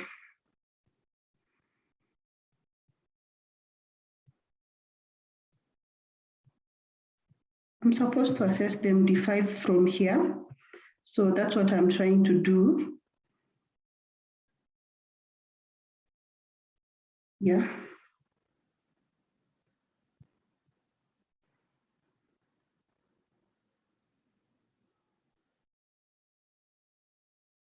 So we are going to look at the file downloads. That's where we are. And I'm going to use because we are looking at the HTTP domain, or is it rather the link? We're going to invest. I'm looking for the hypertext version on this part, and I can't see it. So, yeah, full HTTP header. I'm going to click on that so that it takes us to the very specific MD5 that I'm looking for. Then for ease of bringing out what you are really looking at, because you are investigating the HTTP and it had a word reading WinRAR, I'm going to type that here for ease of accessing the file.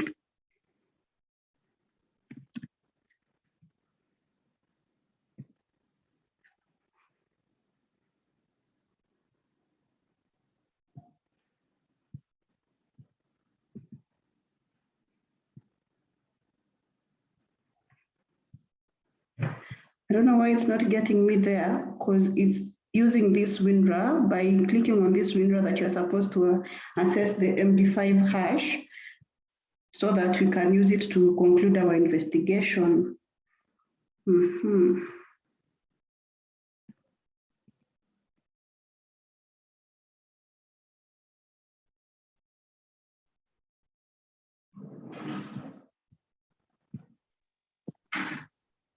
Well, so here we are. Here we are. So we have the machine information, we have the bio, and then we are going to look at the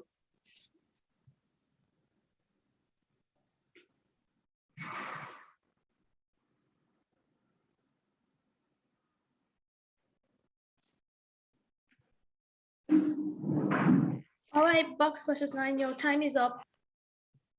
Please wrap up.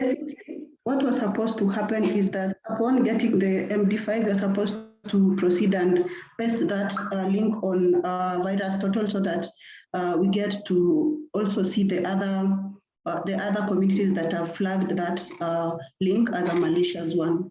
Thank you. All right, thank you. A round of applause for them in the chat box, please. A round of applause for them. All right. Okay, so we're going to just take a mini break here. I noticed everyone's rate is down. What's happening? Are we getting? Are we tense? So what's happening? What's happening in the chat box? Please, I need some energy there. So if you're really excited to be a part of this open day, just give us a thumbs up. Put some flames up in there. Burn the chat box down. Burn it down. I want to see the energy, please. If you're excited to be part of this open day. So I understand that a lot of people, tense, maybe have presented, are really excited, or like our sister who felt she did very well and was confidently sharing it. But I also need us to be part of the activities that are still ongoing. Let's bear in mind to share our sisters while at it. Thank you so much. Yes, please, let's share our sisters while at it and participate. Okay, so we have just 5 teams to go.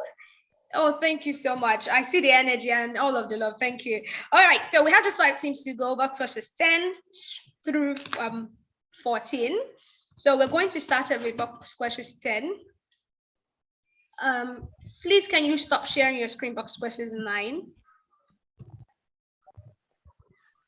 All right, box questions 10, please turn on your video as I add you to the stream and we can kickstart. Who will be leading the conversation? Nayamaka. Okay, are you the one? Miracle. Miracle will be doing that. That's great. All right. So Miracle, once I add you, just kickstart the behind schedule.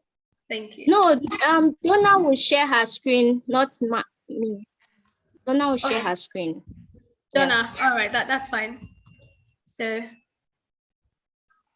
okay. Wrong Donna. Please also allow Hamiari to share her screen. That will be after Donna because the machine has to run. Oh. That's fine as well.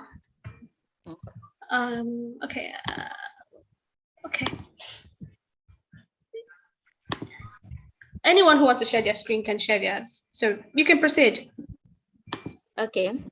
Good afternoon, the judge, our moderator, my fellow CyberGirls and other listeners. My name is Miracle Ezinwa, and with me are my fellow peer learners, Donna Nyaga, Hamyari Lima, and Namaka Akankali. Our topic is how to use Autopsy for forensic analysis on a hard drive. Autopsy is an open source platform which is used for forensic analysis. It helps us to carry out computer examination and investigation. That is, we can use Autopsy to know what happened on a computer, the activities, the content of what happened on a computer or a digital device. But before we can analyze using Autopsy, we have to extract the data and files we need from the digital artifacts like a hard drive or a pen drive. And we have some extraction tools we can use like the Encase, the FTK Imager, or we can even use Celebrite. Autopsy can also be used for hash filtering, keyword search, timeline analysis. There are so many things Autopsy can be used to analyze. I'll be handing over to my sister Donna to direct us on how to navigate the Autopsy platform. Thank you, Miracle. We first of all begin with the installation process, which is pretty simple. you are going to download the executable file from the Autopsy website, which is www.autopsy.com. Click on the file and install it. After installation, this is what you will get. So I'm going to launch the application. And after that, I'm going to upload the file in which we are going to be analyzing. So Autopsy accepts 3 major categories of files that you can upload. There are image file, local disks, and logical files. The local disks and the logical files, you can upload them from your systems directly, and from there you can be able to analyze them. The disk images are a variety. We have the database images. You can also download the virtual machine images. You can also upload the ISO images, which are the hard drive images, and from there we will be able to analyze the files that we want. So when you open it, this is the first screen that you will see. We have the new case, which will be used to start a new investigation that you want.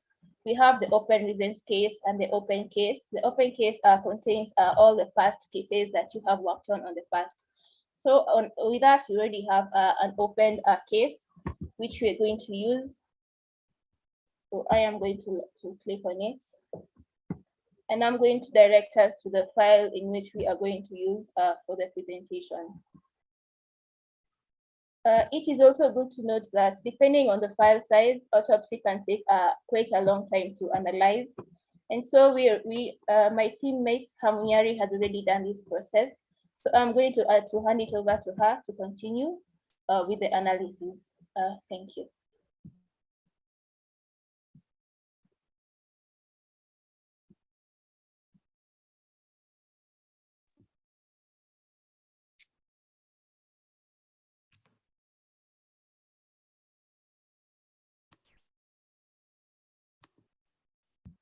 Hamunyari, you're muted.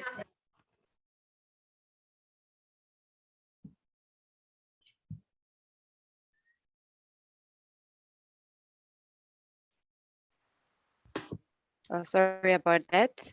Can you hear me? Am I audible on your side? So this is our file. It has been, once it has been opened, this is how it looks. And we can see that Autopsy has been able to break down our file, our digital artifact. And we can see that it has broken it down into different stages. And it has also managed to extract it in different stages as well into different files. So we can now go ahead just to analyze our file, the one that we have loaded, our hard drive. When we open our hard drive here, we can see that it has been also been divided into different segments. That's what also Autopsy does for us. Not only that, should we come to summary here, we can see that there are different subheadings. This is what Autopsy is able to do. It's able to actually tell us what is inside our hard drive.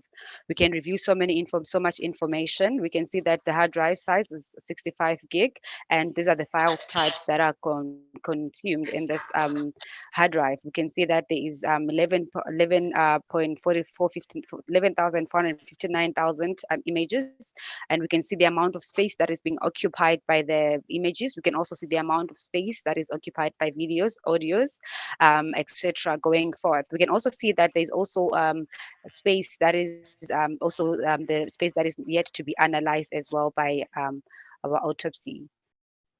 Also, when we come here to the analysis here, if we come on under analysis, we can see here that it's just showing us like there's no data that exists. So there's nothing much to draw on this one. When we come to our user activity, we can see the recent programs that have been used here on this artifact. We can see the amount of times the programs were run. Not only are we able to see that, we can also see that Autopsy allows us to see what was done on our artifact, on our digital artifact. We can see the websites, the domains that were visited, and the amount of times they were visited. We can see, for an example, that 64 visits were made to the google.com site, and also the date they were last accessed.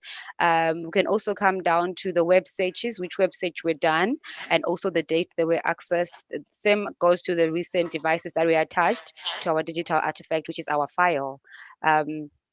To go on, we can also see that there's also recent account types that were used here on our digital artifact. This is just like a summary of what we can get to actually do with Autopsy, the information we can uncover, we can reveal. Should we come here under container, this actually displays the information of our digital artifact. We can see the display name, we can see the device ID, and we can also see the time in which all the times that is being mentioned here are entered. We can see that we're actually using American, which is New York time. We can go down, scroll down, we can see that the amount of the you can see the size. We can see also that the allocated an allocated space, that there's an empty space of 45.65 gig. So since we were able to just show you the user activities, should you wish to actually want to see, okay, fine, these were the user activities, but who were actually those users who were using the system? If we come to our operating user system, we are able to see the names of the users and their usernames actually that we're actually using this device and the date that they access the device. Not only that, the system is also able to show you even the IP address and much more information, the downloads that were made. And also, should you want to make a report of all your findings, you can also go ahead and do that. Autopsy allows you to come here and create a report that you'll be able to send through Beat to your team manager or someone with all your findings. Thank you so much. I'll now hand over to my colleague, Anaya Maka. Thank you very much, Harmoniari, for that explanation. In conclusion, the Autopsy forensic tool empowers us to lead an advanced criminological investigation by analyzing digital artifacts. Now, when we ingest our evidence files, like we explained, Autopsy helps us to arrange them into a tree-like function, like we can see on the left side of the display screen. Now, from this, we can uncover specific required information like IP addresses, user activity logs, and geolocation tags, perform hash analysis, and even generate a general summary of our data like we demonstrated. With this, we hope we've been able to show effectively how to use Autopsy for forensics and analysis on a hard drive. Thank you very much for your audience. Please feel free to ask questions.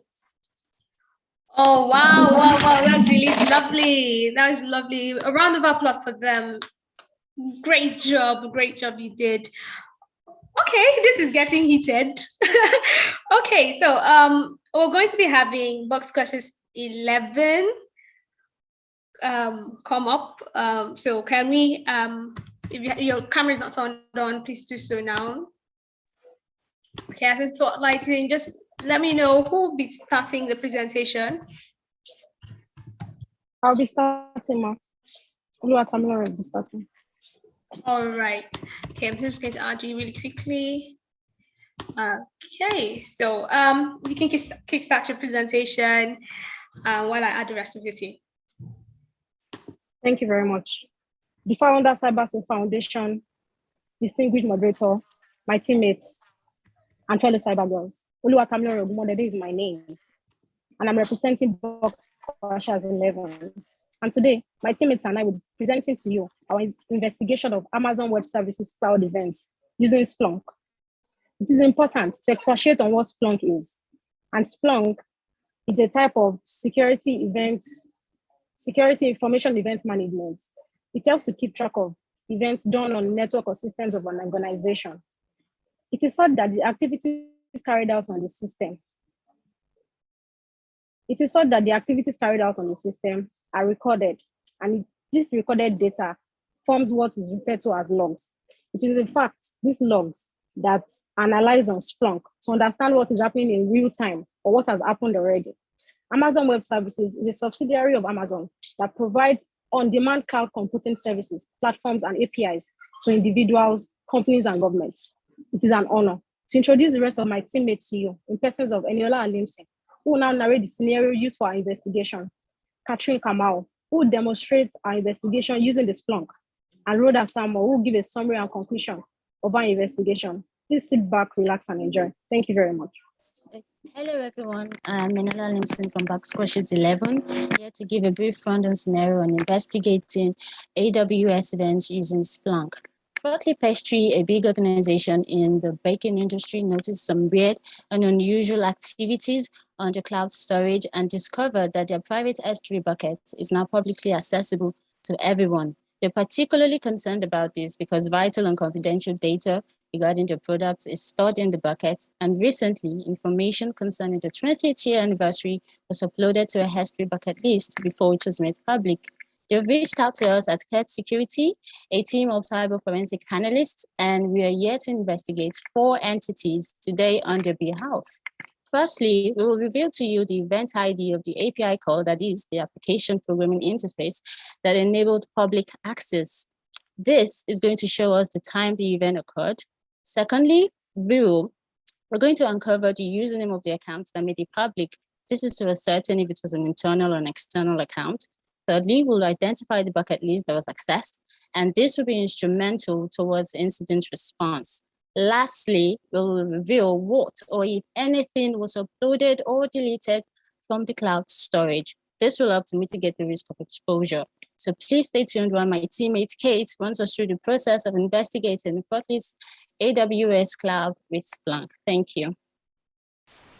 All right, thank you, Eniola. So for the first command, we're going to know how many times the access control list was changed, so that we can be able to figure out at what time it was changed back to only the users that are supposed to view it. And so for the first one, we're going to use the source type AWS control trail, and I use the event name put bucket access control list, which is going to show us what happened, who and which bucket was exposed to the public. So as we can see, this is the event ID of the API call that made the bucket accessible to the public. So for the bucket name, we're going to find it here. This is the bucket name. We're going to see which user made it accessible to the public. So the username of the user was Pistol, and we're going to figure out the time it was made accessible to the public. So as you can see, this is the time it was made accessible to the public. So we need to figure out at what time it was modified to make it not accessible to the public. So this is the time they were able to change it back. So we're going to figure out what happened between the time they were able to, when it was publicly accessible, and the time that they were able to change it back to only allowed users. So to do that, we're going to use the source type AWS S3 access logs. So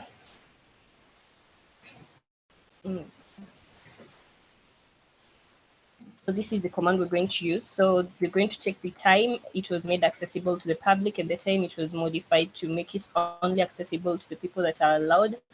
And we're going to find anything that happened to the bucket with the name Frothley web code, and we're going to figure out what was added, what object was added to the bucket. So to do that, we're going to see this command. As we can see, these 2 objects were added to the bucket. So to figure out what was accessed during that time, we're going to use the get command, the get object command, to figure out what objects were able to be viewed. So these are the objects that were viewed, and let's figure out what was deleted.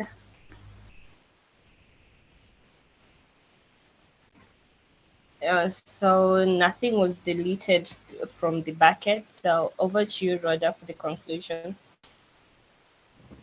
Thank you very much, Catherine, for that wonderful demonstration. So I'm going to be offering some recommendations on how an S3 bucket can be prevented from being publicly accessed.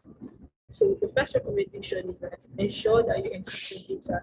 It is important that you encrypt your data before uploading it into the S3 bucket. And Amazon Web Service has offered 2 options for encrypting your data. The first option is a client-side encryption. Here, you as a user have the option or the privilege of encrypting your data before uploading it into your S3 bucket. The second option that Amazon Web Service offers is the server-side encryption.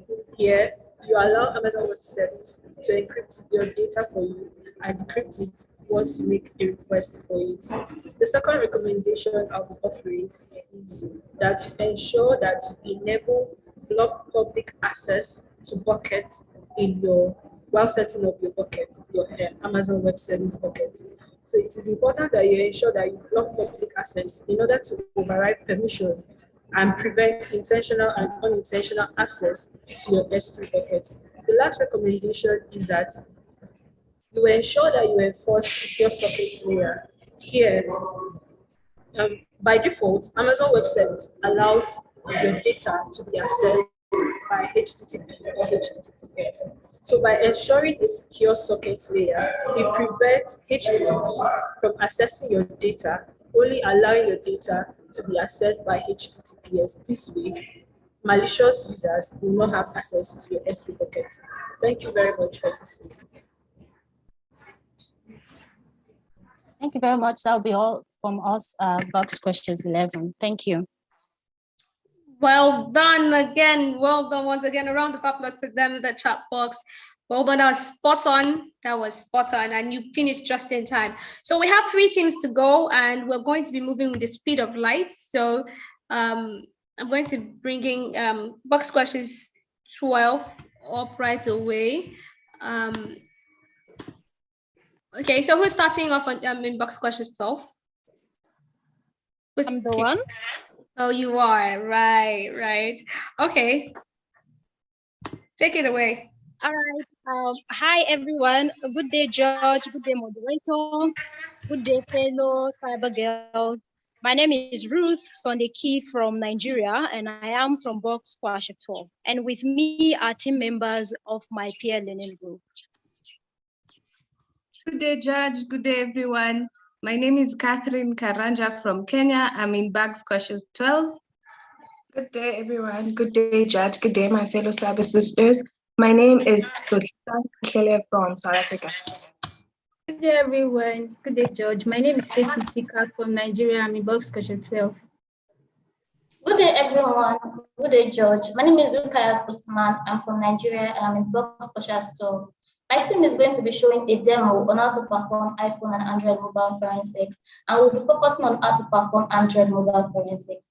My teammate, Catherine Karanja, is going to give us a brief explanation of what mobile forensics is.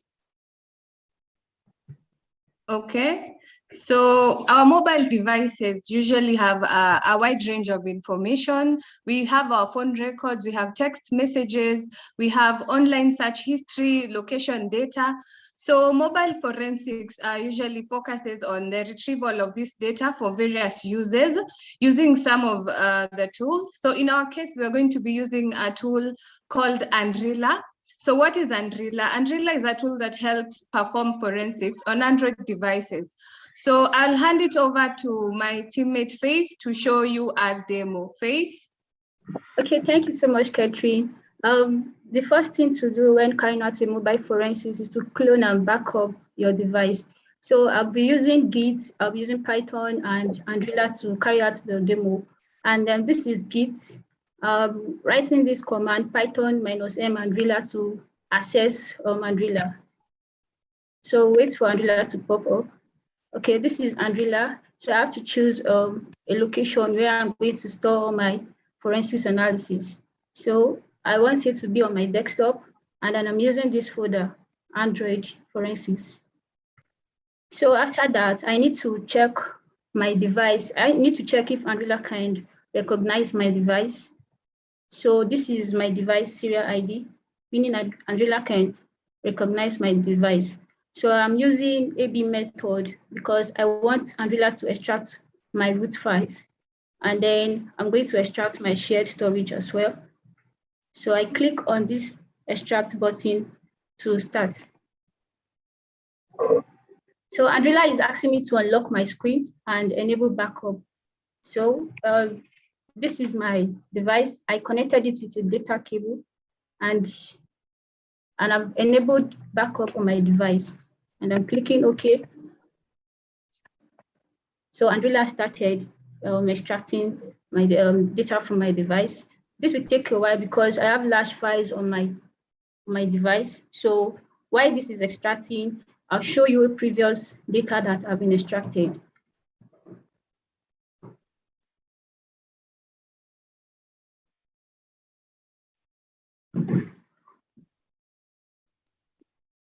Just a minute.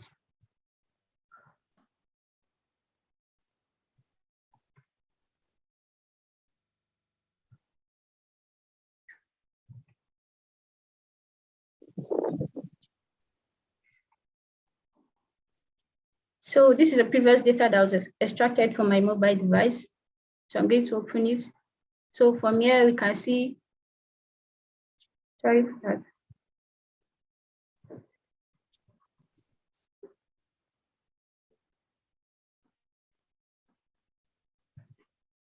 Okay, so these are the data that Angela was able to extract from my device. So I can see a lot of apps, all the apps that Angela found on my device.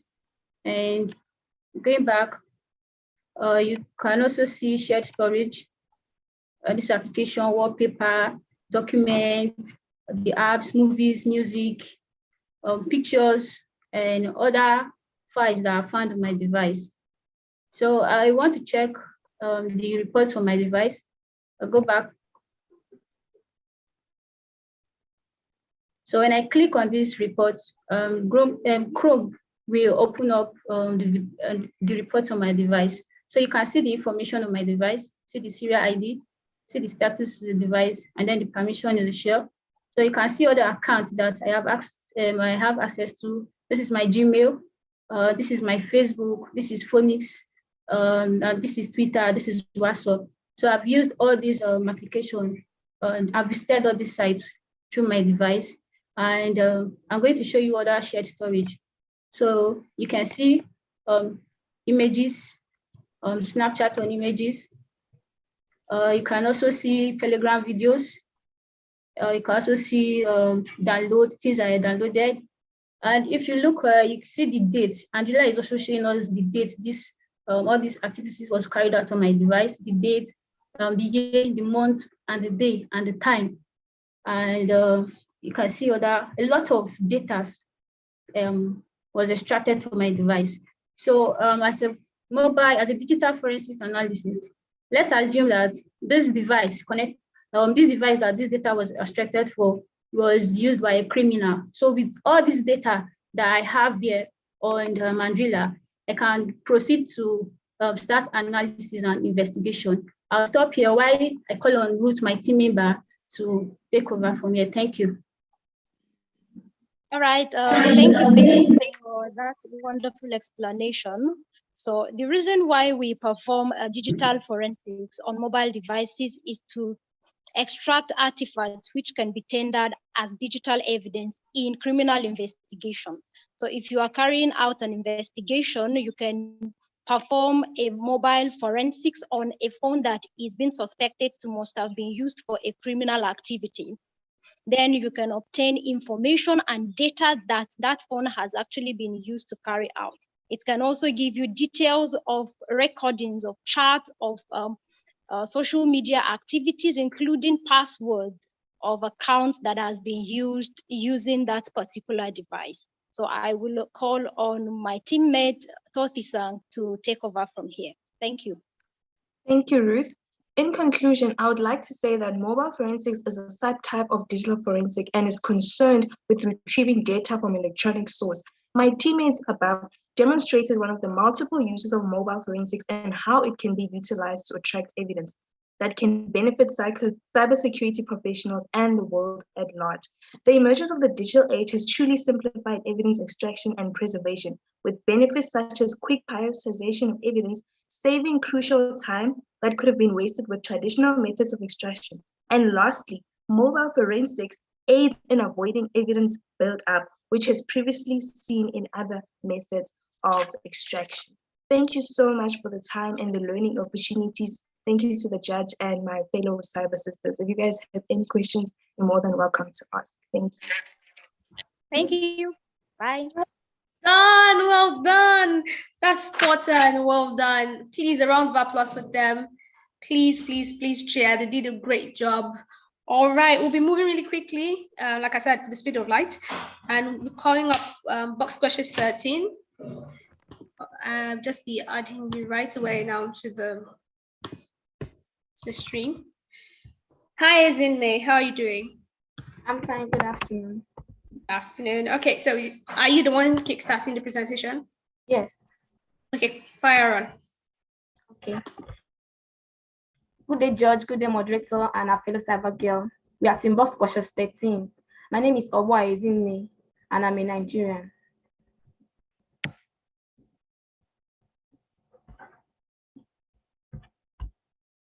I'll be introducing my teammate, Happiness Emmanuel. Happiness, you're muted. Hello, everyone. My name is Happiness Emmanuel from Nigeria.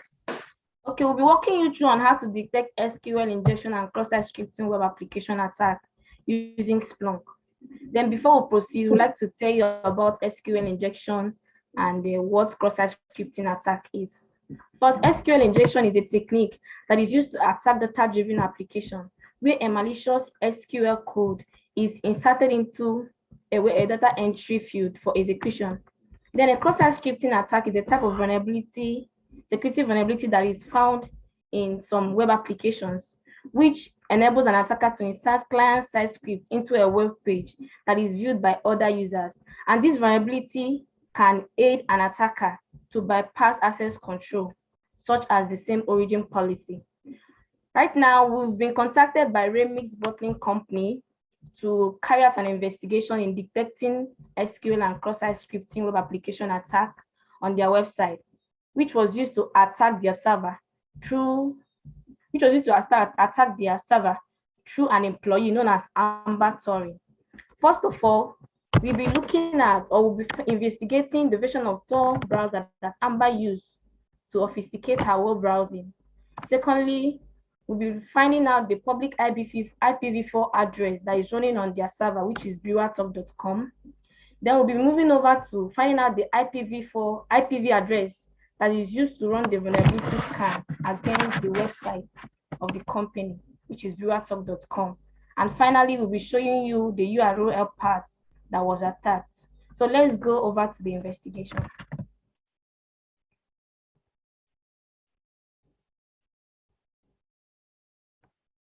Happiness, you're muted. Hello, everyone. Please, I'm having network issues. I'm trying to bring up our site, our Splunk platform site. This will just take a few minutes. We'll be back up. Please, judges, I'm sorry.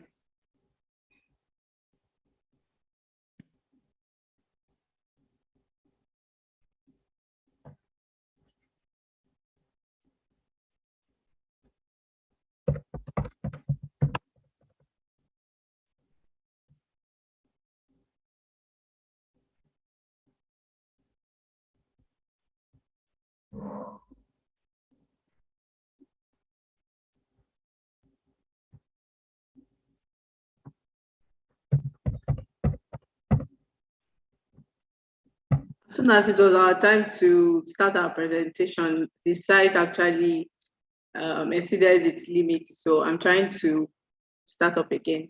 So sorry for the delay.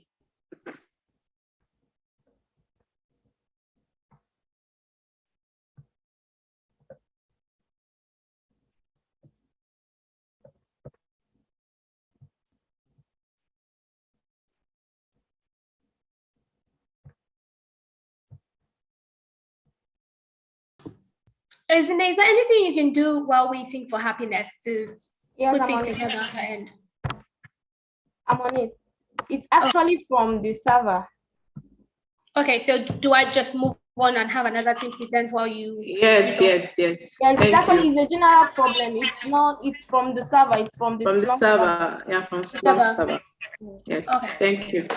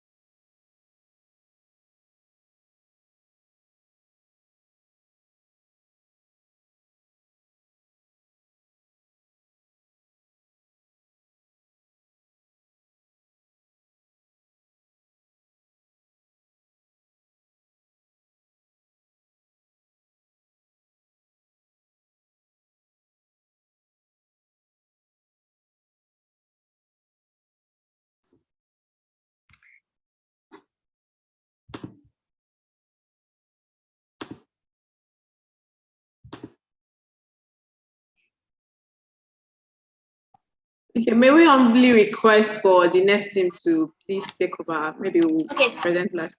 Thank you. Thank you. Okay, box questions 14. Are you ready? Can we have you come up instead?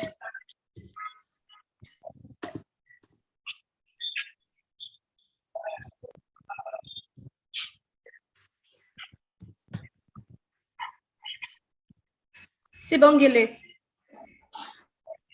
Box questions 14. Please turn on your camera so I can add you to the stream.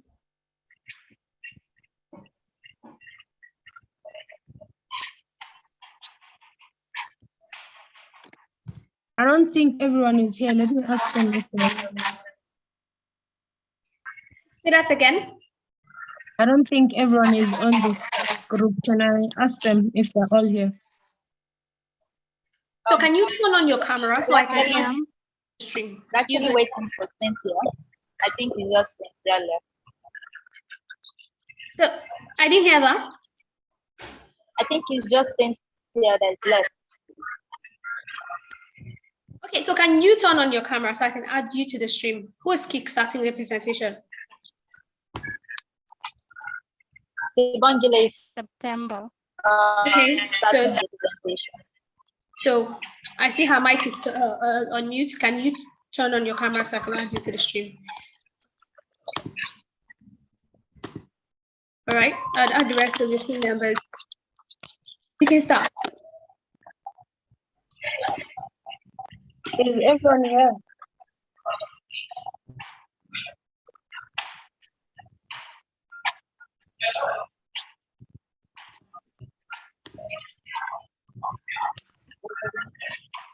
Good afternoon, guys. My name is Asbonida from Tax Cautious 14.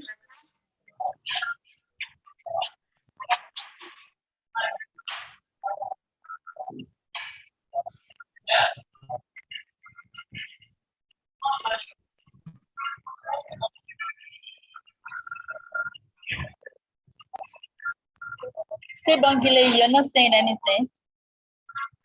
I'm waiting for you guys to introduce yourself. Okay, good afternoon, everyone. My name is Oluwatosi Amalape, Box Cautious 14. Hi, everyone. I'm Monica Kamau, Box Cautious 14 from Kenya.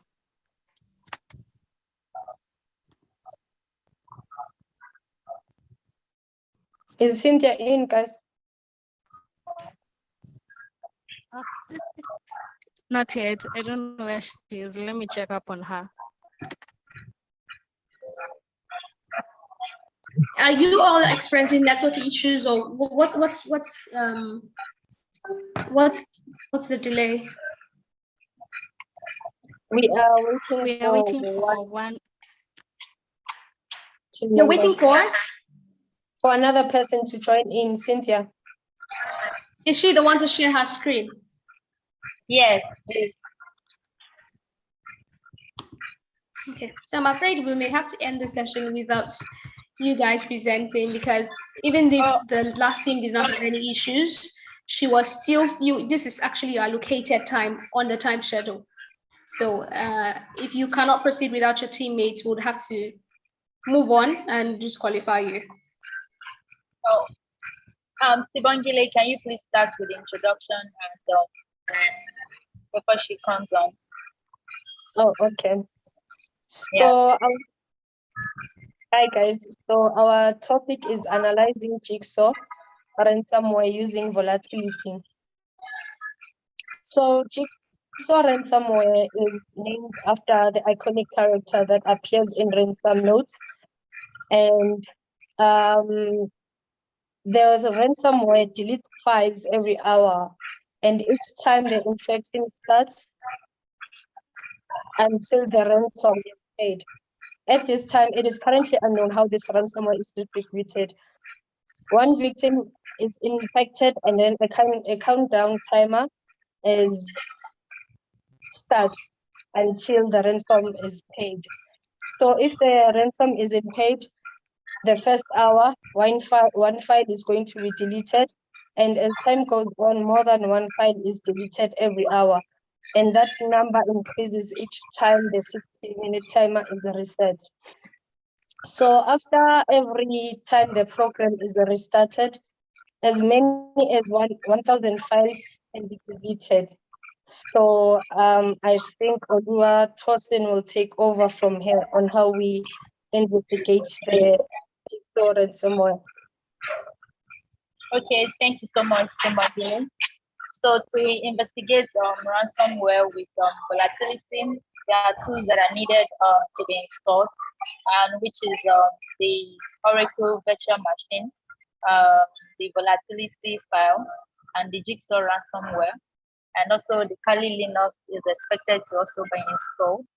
So these are the tools that are needed to analyze the ransomware. So I'll be waiting for Cynthia is almost here to share the screen while I explain the process of analyzing the ransomware.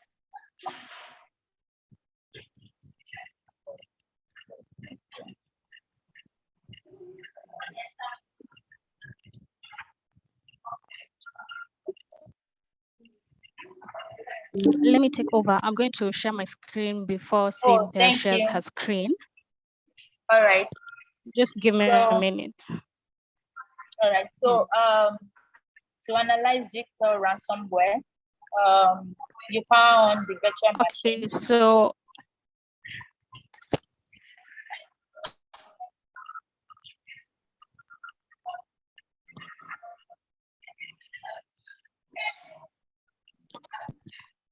let me take over. So for this, we were supposed to analyze the Jigsaw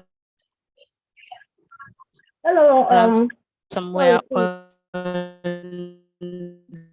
Hello, Monica. Hello. The Windows. Hello. So what happened was, hi, I can hear you. Please, I'm sorry, please, my network was having issues. So I'm going to share the screen. Yes, please share the screen so that I can explain the process. Yeah, so I'm going to share the screen to explain how we are going to use the volatility to investigate Jigsaw ransomware. You know, we are going to use Kali Linux. We are going to use Kali Linux to investigate this Jigsaw ransomware. And in order to do that, we have to send some command prompts to the Linux in order for it to respond to whatever we are saying or whatever we are trying to prove. So first of all, we install I'm sure that we install the memory dump, install the volatility for analyzing the Jigsaw ransomware, and we start by clicking on the command prompt in order to analyze it. So the first thing we do is to type change directory on the desktop. I'm sure everyone can see my screen. Yes, we can.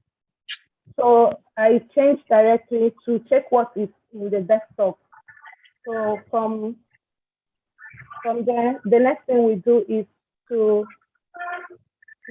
take change directory from the desktop to the volatility. So I send the command, and it shows that on the desktop is now checking what is inside the volatility. So from there, we click on inside this command prompt, volatility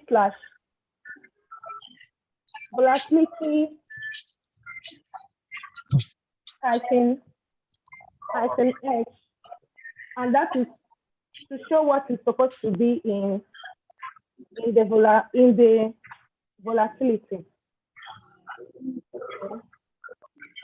I click on that, and it's going to show us everything, how the volatility framework is and how it operates. So these are different options of the volatility framework. When you use -H, it means help. when you use item cache, it means to use the caching and so on. Because we have limited time, I'm going to just rush and focus on why we're here, which is to analyze the digital ransomware. So in order for me to start, I'm going to first of all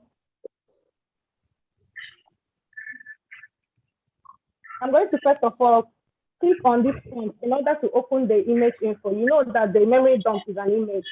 So with this command, I can be able to check on the image info of the digital ransomware. So this is going to show us all the information that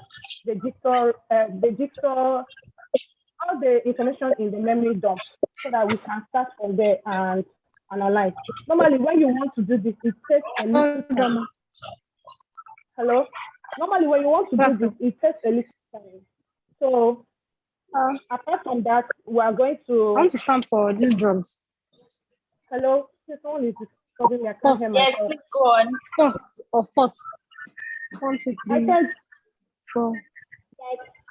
Normally, it's going to take some time. So what we do is we just focus on the next prompt after this image info.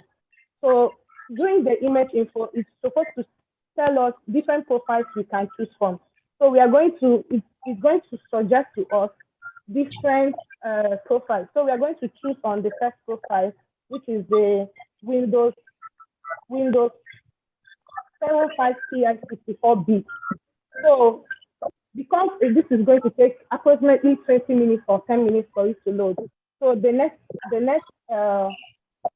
will be the Windows 75 Ti64B to show us the process list for us to get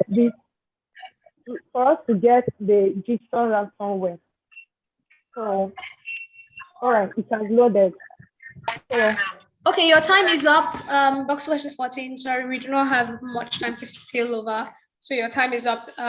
Thank you. So we're going to have box wishes 13 back up. But this time we're going to have you just given an extra 5 minutes to work with.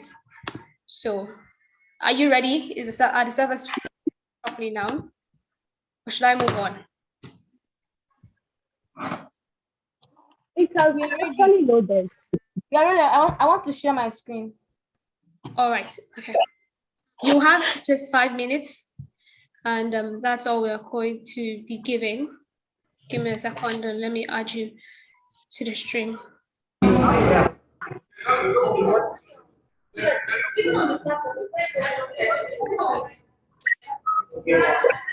Okay.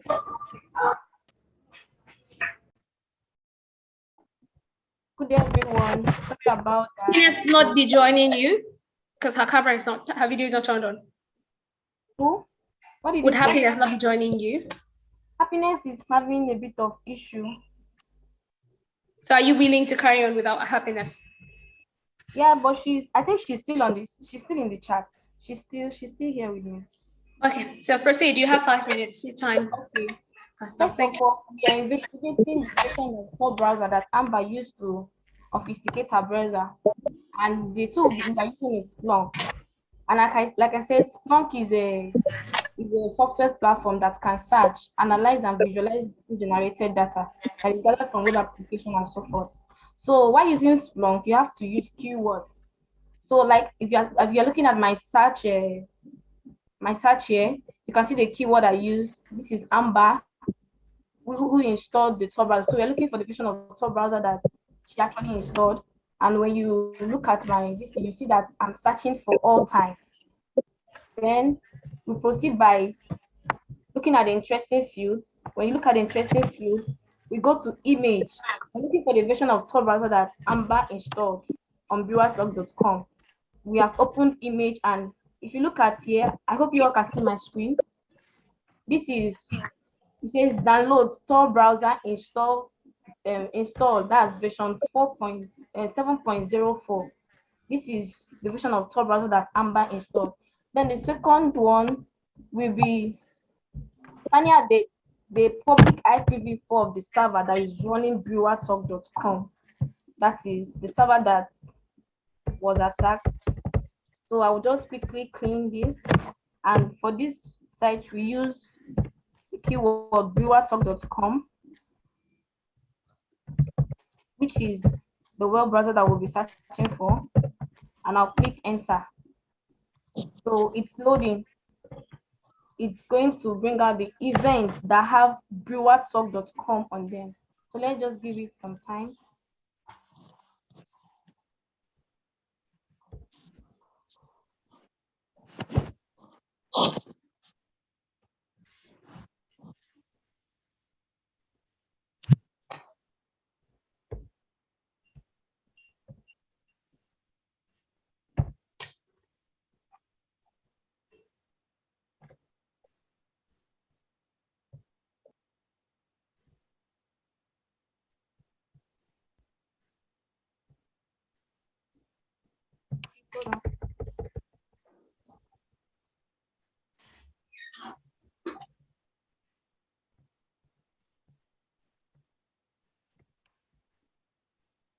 It's loading. Just a minute, just a few seconds it will be up. Okay, then the events have loaded. And again, we have to look at the interesting field. Like I said earlier, we're looking for the public IPv4 address that is running brewertalk.com. And for this, we go to our destination IP. Why we go to our destination IP is because it is the IP address that is actually receiving traffic. So when we go to our destination IP address, if you look at here, we'll see the IP addresses that are here, IPv4 addresses that are here. The first and second one, they are internal IP address. They are not public IP address. They're actually internal IP address. And if you look at the third one, this is the IP address that is running brewertalk.com because it is not an internal IP address, and the hit that came is 74 hits. So this is actually how we found out the IPv4 address that is running brewertalk.com. And for the IP address that is used to carry out the vulnerability scan on brewertalk.com, that's the one that is actually doing attacking the server. We'll go over with this same search, but now we go down to source IP. Source IP is because this is actually the IP address that is sending this that is used to carry out this vulnerability scan. Vulnerability scan on brewertalk.com.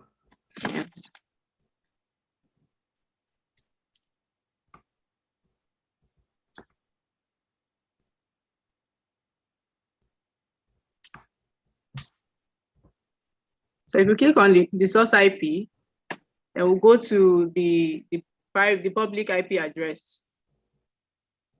Oh, happiness. Yes, I can hear you. All right.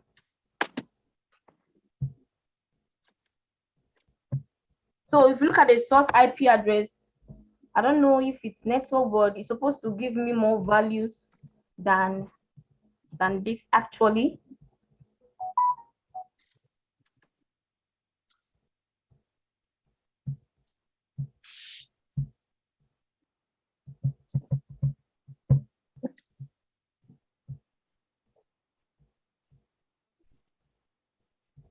So, hey, your time is up. I'm just going to give 1 more minute. Okay. Okay, again, we now found out that the first value here is still an internal IP address. Then the second one is not an internal IP address. Then we'll have to click on this address. So to get our URL path, okay. Okay.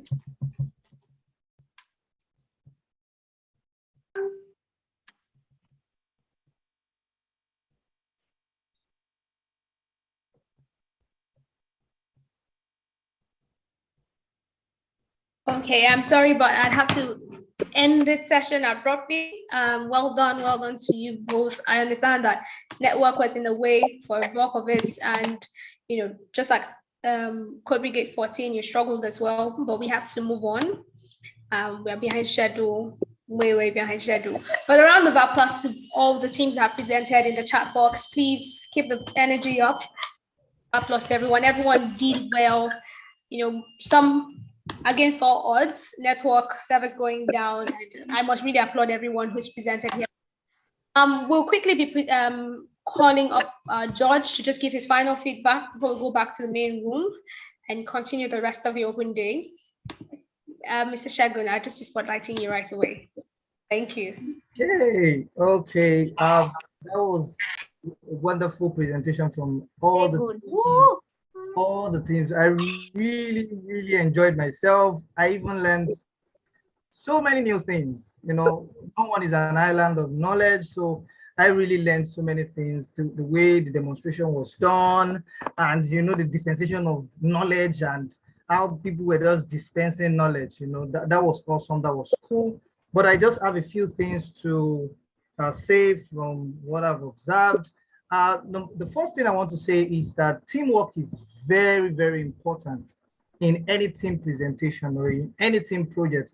So as crucial as teamwork is, there should not be any time or any point in time where the absence of one team member disrupts the success of the team's presentation. There should not be any time where maybe one or two or more team member is not around, and because of that we had to halt the progress of, you know, the team project or the team deliverable. So you have to factor in the, you know, that fact that everybody has a role to play. And even with that, individual team member should be able to, you know, have one or two idea about what the other team member want to, you know, talk about or want to present. So for example, what I mean is this, that for example, if I'm taking the introduction, somebody is taking, you know, a big part of, you know, the demonstration, and that person is taking the recommendation part. So that does not mean I that I'm taking the introduction should not know the recommendation part. So if there's any technical issue or anything comes up that disrupt that aspect, you know, like that recommendation aspect, I, as someone who is taking up the introduction, should be able to cover up for that team member or cover up in that, you know, aspect, to be able to still deliver the way the person that have been assigned to that role will deliver within. I don't know if you get that. So that is what is called teamwork. So when the success will come and the celebration will come to the team as a whole, so that the other person that maybe due to some situation could not, you know, make it up, we also feel celebrated that at least it's teamwork and we are all celebrated for it. So that's my first point. Please, everyone should take care of that. I think that that really happened a lot. Our presentation. Also, it is very important that we have contingency plans. What I mean by that is that you must have prepared beforehand and have the assumption that anything can happen.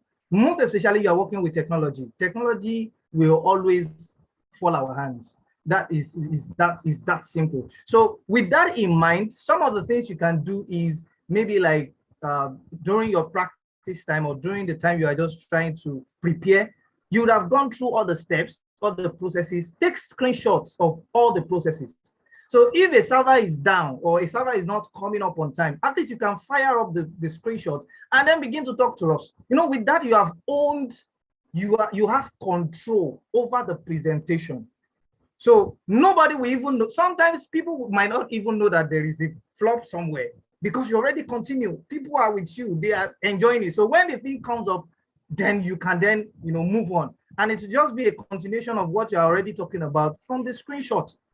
That's like one example of one aspect of having a contingency plan. And that also shows that you've really prepared. You've prepared so much for the presentation. Then another thing I want to talk about generally is, yes, this issue of my network is this, my network is that. Why your network is doing somehow and you could not show us demonstration, at least you could talk to us. You can talk to us.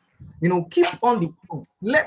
See, the aim is that you want us to be glued to what you are saying. You want us to learn from what you're saying. Of course, the demonstration is part of it. We want to learn how to do things. If you are, you know, presenting to the group of people who really want to learn. But from what you are saying, there won't be any break in transmission of saying, okay, I'm waiting for, most especially when it is a timed presentation, like you do not have time to say you are waiting for. So while you are talking, the network will come back. If it doesn't come fine, in your talks and your conversations, you could take off, help us to travel into that demonstration without seeing a demonstration. I don't know if somebody understands that.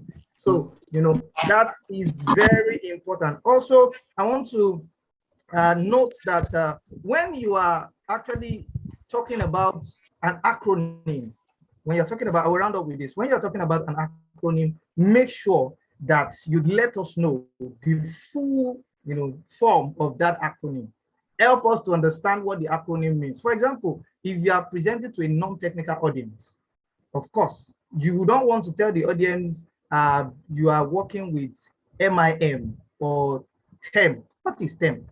TEMP can mean anything. So just let us know what those acronyms are and what they do. Then these are just within a seconds, you just mention it and everybody is on the same page. So thank you. Because of time, I still have about 2 points. Can I make them? Okay, you can breeze through them. You can just breeze through them really quickly. Your body language is very important. I observed a lot of us talk about some things and our body language is talking about something else. Our body language is talking about something else. It must align. There must be an alignment between your body language and what you are saying. Let us know that you are an authority in what you're saying. Like you're an expert. Yes, of course, we've demonstrated competencies, but I'm talking about the way you deliver your points now with alignment with your body. You see the way I'm demonstrating, my hands are moving, my body is like I'm passing across the same message with my body, so if people are not even, if people's mind are not here when you are presenting, but they are looking at you, even if their mind is not at what you are saying, at least something is unconsciously registering in their subconsciousness. So that's what I want to add. Thank you so much. Thank you for having me on the call, and it has been a wonderful time of insight and so much knowledge and practical understanding. Thank you. Woohoo! Just a big cheer for Mr. Shagun. Thank you so much. Your feedback was spot on, and I'm sure a lot of people have benefited so much from this. Like we would like to say here, it's not a one-time thing. This is not a pass or fail thing. It's a continuous process. We're learning every day, and this is going to apply somewhere else, not necessarily just your next open day. Who knows where you're going to need this? So thank you so much, Mr. Shagun. We appreciate the time. We'll be getting feedback as to the scores later. But thank you so much for taking our time. Really appreciate it. Thank you. All right, so that'll be all. So I know it's been a long day, and we've come to the end of our time in this breakout session. We're going back to the main room to finish up, and I want to say well done. It's the first time doing open day, and many people did very well, did absolutely well. It just when you sit back at the end of today, I want to just bask in it and see how much you've grown. It's easy for us to see, oh, this thing didn't work out, this camera didn't come on in time, oh, this thing didn't start up in time, and fail to understand that you have grown in the time of your training. So sit back, cast your mind out, oh, a few months ago I couldn't do this, but I can't do it now. And that's something to applaud yourself for. So please buy yourself a cold drink and wash it down for the weekend and enjoy the rest of your weekend as we move really quickly to the main room. Thank you, everyone. Goodbye.